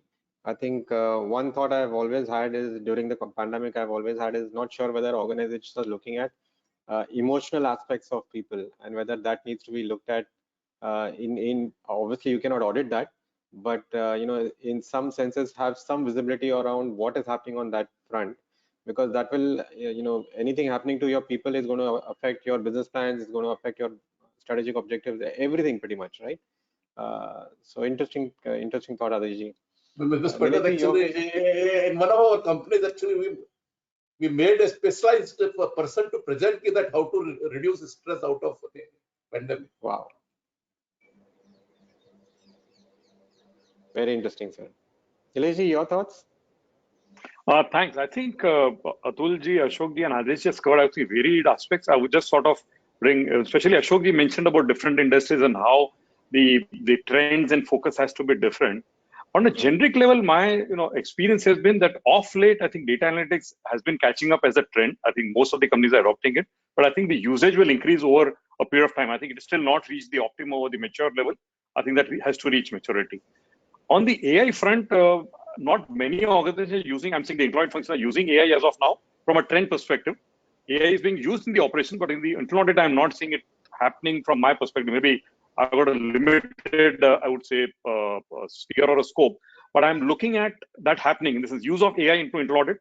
And another area where I think, as Adeshji mentioned, that on the specializations, I think cyber security also will now need to get merged into the internal audit sort of a team. Like Ashok mentioned about forensic, Adesh mentioned some outside, but I think over a period of time, in the large organization, I think cyber security specialists also will have to become part of the internal audit team. One other area I think where currently I think not enough focus of internal audit is happening is on the overall risk management review by the internal audit. I'm seeing the whole directional and their inputs on the risk management strategies of the organization. I think that I would want that trend should emerge, and because the exposure with the internal audit has can add value to the, I would say, the risk management. I think that should happen. One other, again, from the experience I share is in many organs, what I'm seeing is any findings is generally just a patchwork of, I would say, the compliance. Ye hua hai, isko kar do. It's not a holistic compliance. And I think that is where I would want a trend happening, is not only, a patchwork sort of compliance, cause and effect, but a root cause analysis. And I would say hitting at the root cause. Maybe it's tougher, maybe it's taking more time to change, but one can have, I would say, short-term, medium-term, longer-term improvement scales around that, and that trend can happen. So that's, I think, I just wanted to add to whatever Atulji, Ashokji, and Adeshji sort of mentioned. And to supplement whatever you are saying, actually the consequent management of internal audit things, that also needs to be to mature. Actually, see, We do not, many places, we do not ask them that what kind of consequences that people require training, whether processes require a revamping, etc. What is the root cause of things happening, and then what is the, see, there a lot of management and the partnership between the internal audit and that has to be done so that the consequence, it's everything has to be plugged rather than merely saying that this has not happened, that has not happened. Fully agree with you. Fully agree with you, Adesh. Thank you so much. Thank you so much, everyone. I'm conscious that we are on top of the hour. We still had a few more questions to cover, but I think it was a very interesting conversation. I wish we had some more time. Maybe I'll ask Saurabh, do we have any questions in the chat box which we can pick up? Maybe another So, Dnyanesh, we have quite a few questions, and maybe we can briefly touch upon them, and maybe can try to cover them in the next 10 minutes, and as questions are still pouring in. So, the first one, I have come across situation where the MD and CFO wants to know and approve the presentation of the IA before being presented to the audit committee to be safe or to be prepared in case of any issues which may affect their control monitoring where they are responsible. So that is the question or comment, whatever. So like anyone wants to. That is a general practice actually. Except and you have to actually handle. See, that is also required to avoid any unnecessary conflict. Also, see, it is required for see if they are suppressing, then internal auditor has to press. But see some of the things which are not of important. So these are required to be balanced. And then see, you are not there at. We are talking that there has to be a subcommittee to the audit committee, so that these are thoroughly reviewed and come so that the audit committee has to deliberate on much stronger issues. Every smaller issues they don't have to go through. So, Murtaza, I would like to answer this question. It's actually more of a culture and tone issue. But having said that, there are 2 or 3 things also that are important. First is showing. I completely agree. Why should you not? Because you are not at statutory. You are in internal audit. You are a part of the management team, and therefore showing it is. The question is whether you are forced to change or not. That is the issue, not about showing. So that is number 1. Number 2, a very large part of the tone also gets set not just by the promoter or the principal shareholder, but also the chairman of the audit committee. If he or she, by his conduct, by his engagement, gives an assurance to the internal auditor that look, you have an accountability to me, because at the end of the day, it is my neck on the block as well. If something were to go wrong today, tomorrow, if someone, let's see, there is an investigation of the kind that we had in ILFS. There are so many internal auditors who have also got caught into it. Why should they then? When things go wrong, then all this does not work. So therefore, it is tone at the top. It is the maturity with which the internal auditor also engages with the organization and creates a pull factor for his work. That is also very important. The way the audit committee chairman and the audit committee behaves, this is more of a human problem rather than a systemic problem. And it has to be dealt like that. And in any evolution process, this is bound to happen. And as the internal audit function grows in its stature, with more and more people. Earlier, someone went to internal audit because वो parking line था, वो गधा line जैसे कहते थे हम लोग को यूपी में, कि उसको अभी accountant तो नहीं, chief accountant तो बन नहीं सकता, उसको chief internal audit बना दो. Today there are young men and women who are taking up internal audit as their profession. In fact, I tried to hire somebody as a financial controller. She said, no, my profession is only internal. I want to grow it. I don't want to be a CFO. I just want to be the head of internal audit. That is the kind of passion and commitment young people are showing today. So it is a people's issue, it is a culture issue, but we will have to keep on plugging in, and things have improved dramatically. I can tell you, Adeshji, of course, may be senior to me. I graduated in '78, so I've seen internal audit change. It is dramatically different from what it was in my time, and I'm very proud of it. And I'm very delighted with it. And today I'm the beneficiary of it as the chairman of the audit committee, because I can rely it for my own safety, if nothing else. Actually, Nilesh can verify. Thank you, sir. Actually, Nilesh can verify. See, as a CFO of my organization, when I was CFO, I used to tighten any actually internal audit that They have covered half of the things, and actually, I used to be tough that why these are not covered. Actually, rather than hiding something, why these are not covered and why these are not being presented to the audit committee. Yeah, Nilesh, absolutely. my auditors. True. No, absolutely. Adesh used to be, more an auditor rather than a management as far as it was concerned, in the sense in escalating the issues, and so that in the interest of the organization, I think what was important is the functioning was whether escalating those issues in the interest of the organization and in correcting and remedying and systemic changes, I would say. Absolutely. So, thanks to all three of you for your feedback. Let me move to the next question. There are lots of questions. So, an internal auditor these days is expected to be an expert in every sector. That is, for example, in banking, the internal auditor may be asked to do a credit audit, treasury audit, AML audit. Is there a practical way to be one step ahead of the auditing? The Murza, actually, I've covered that while dealing in earlier questions. That's like for IT audit. There has to be a special auditor rather than totally depending on the internal auditor. Actually, we have to see that what is the capability of internal auditor, and we can always have special auditors for doing those kind of things. And So, I think the relevant expertise has to be there. Yeah. Just to add to it, sorry. Humorous answer to the question would be, I mentioned about one sentence for an internal auditor is think ahead, plan ahead, be ahead. I think if you follow this, what you are suggesting, that could happen. no, I want to give a humorous answer to that question. It in open book examination, it is not what you know, but you know where to search for it. Absolutely. Yes. Absolutely. So, so if you are capable, do it. And internal audit, in any case, now has a budget to hire somebody. The purpose of calling it under internal audit is to have a not such a fragmented approach to presentation and collation of issues. Because if too many people, if the issues come in a very fragmented manner, with nobody within the organization becoming accountable to follow up to its logical conclusion and closure, then you will have a problem. So the purpose is that the internal auditor need not be an expert. He should know or she should know where the limitation is and go back to the committee and say, this is where I need help, whether it's a firm of accountants or a technology specialist. But he or she has to take the administrative accountability to make sure that it is done according to the terms of reference, within the timelines and costs, and whatever the management promises to do in return thereof is duly followed up. At least that can be done. And slightly on Murtuza, I would want to answer this gentleman in a different manner. See, you need to have knowledge of the respective. There's a giver. Number two, a skeptical mind. I think professional skepticism is one thing which has to be embedded in any audit, whether it's a statutory or internal auditor.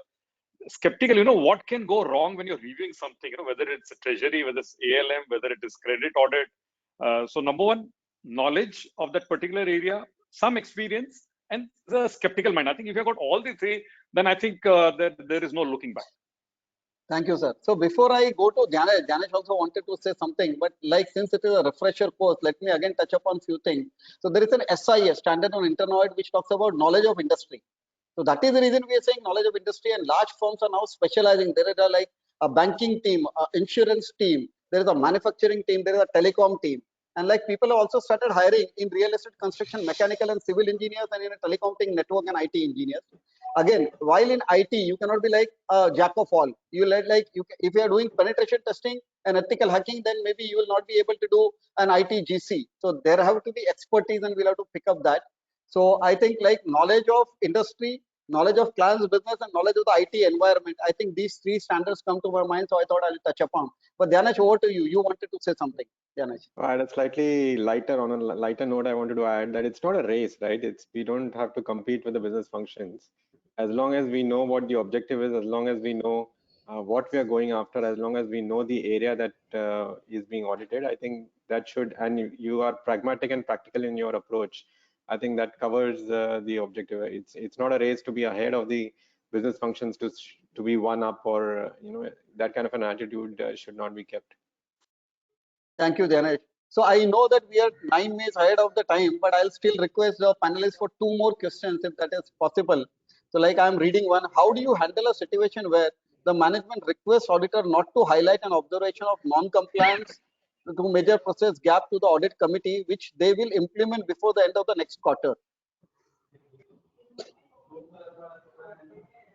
This is a. I think I don't think that we need to answer this question. I mean, there has to be professional honor and pride in these things more than anything else. It's a personal, human, professional pride that should drive this. There cannot be a prescription for this. It's not like you have fever and you take paracetamol 500 or 650. The person should put his hand in his heart or her heart and say what is right and what is wrong. When you are in a profession, that professional self-esteem, I think every person needs to have. I mean, I would recommend. I think the auditor has to have the courage, and the two things is, of course, when the management has promised that they're going to do by the end of the quarter, along with the solution, that this is the issue, this is the solution. So I think then there is no challenge. See, why worry the audit committee? If the audit committee is there to get things done, and the management itself has accepted the recommendation or the gap and going to correct it.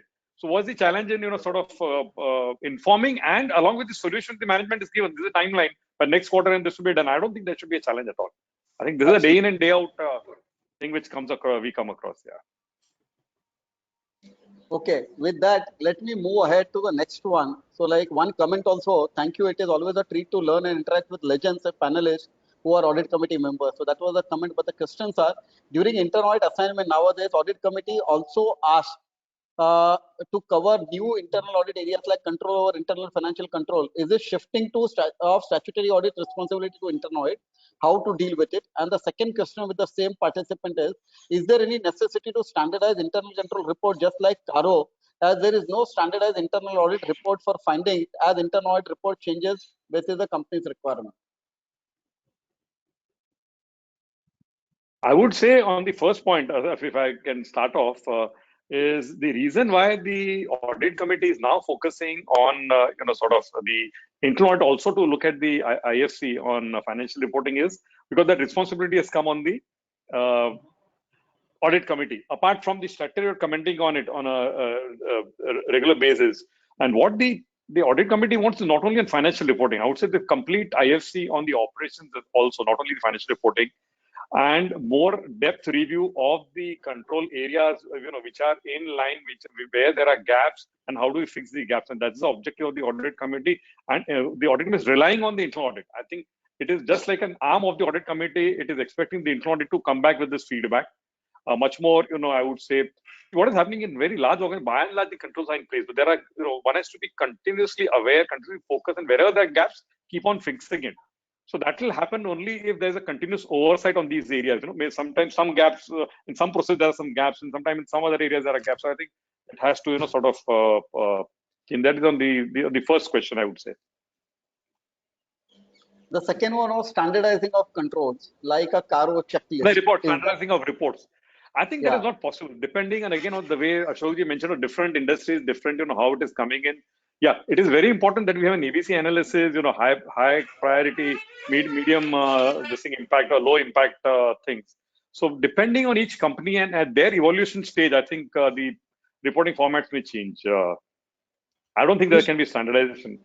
Yeah. Nilesh, I would also say that, internal audit, unlike a statutory audit, which is prescribed, largely prescriptive, if you template human imagination, then it will not work. Some basic content should always be there. As Nilesh said, what's a high risk hai, on high impact hai, on high probability hai, on low probability hai, what is the key, the key root cause analysis. The contents some contents are sacrosanct. But if you start templating, then it will become a checkbox exercise. Where is that? Then they don't need to have an internal audit. Right. There'll be no originality. There'll be no, innovation, I would say. And this is a business audit. Business is a part of business excellence initiative of the organization. How can you, start templating it and, if you start ring fencing it? Yes, some minimum standards should be there. Minimum content can be prescribed, but don't lay a floor, but don't lay a ceiling.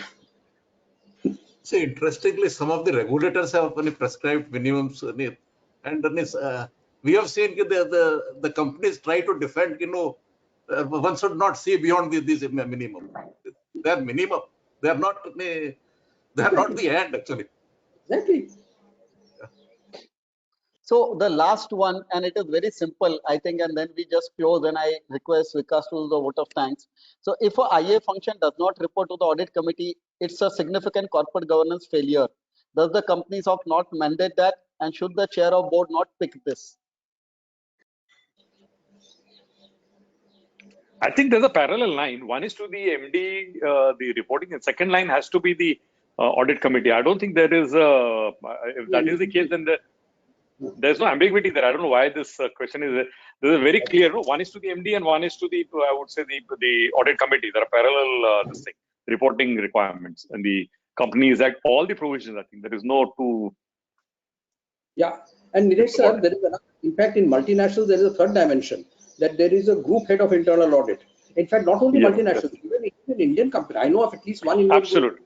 Internal audit has got a matrix reporting relationship. He has an administrative relationship with the MD. He also has a functional relationship with the group head of internal audit, and he has a regulatory accountability to the head of to the chairman of the audit committee. It's a, I mean, today, forget about internal audit. Most functions have this kind of a matrix responsibility, and I think there is no in this, and I don't think any organization resents it either. And auditors have access to CAEs and group head of audits as well, if they want to independently have a chat with them or bring up an issue which can be discussed and kind of taken care of. So I think in the interest of time, I really I apologize to the participants. There are a lot more questions, but we'll cover over the next 2 days, on the next Friday and Saturday, or otherwise you can even write to wirc@ici.in. We'll try to answer back. But since we're already 15 minutes above, and thank you to all the panelists for being considerate in answering the questions and staying a little longer. With that, now I request Vikas Jain, my colleague in council, to carry out a formal vote of thanks. Vikas bhai, over to you. Thank you, Murtuza bhai. It's always a great pleasure to hear from the legends of the profession, the gems of the profession, I would say. Our honorable past president of ICI, Nilesh Vikamsey sir, is always a delight to have him and to hear from him, because he always set the tone for the ethics and all these things.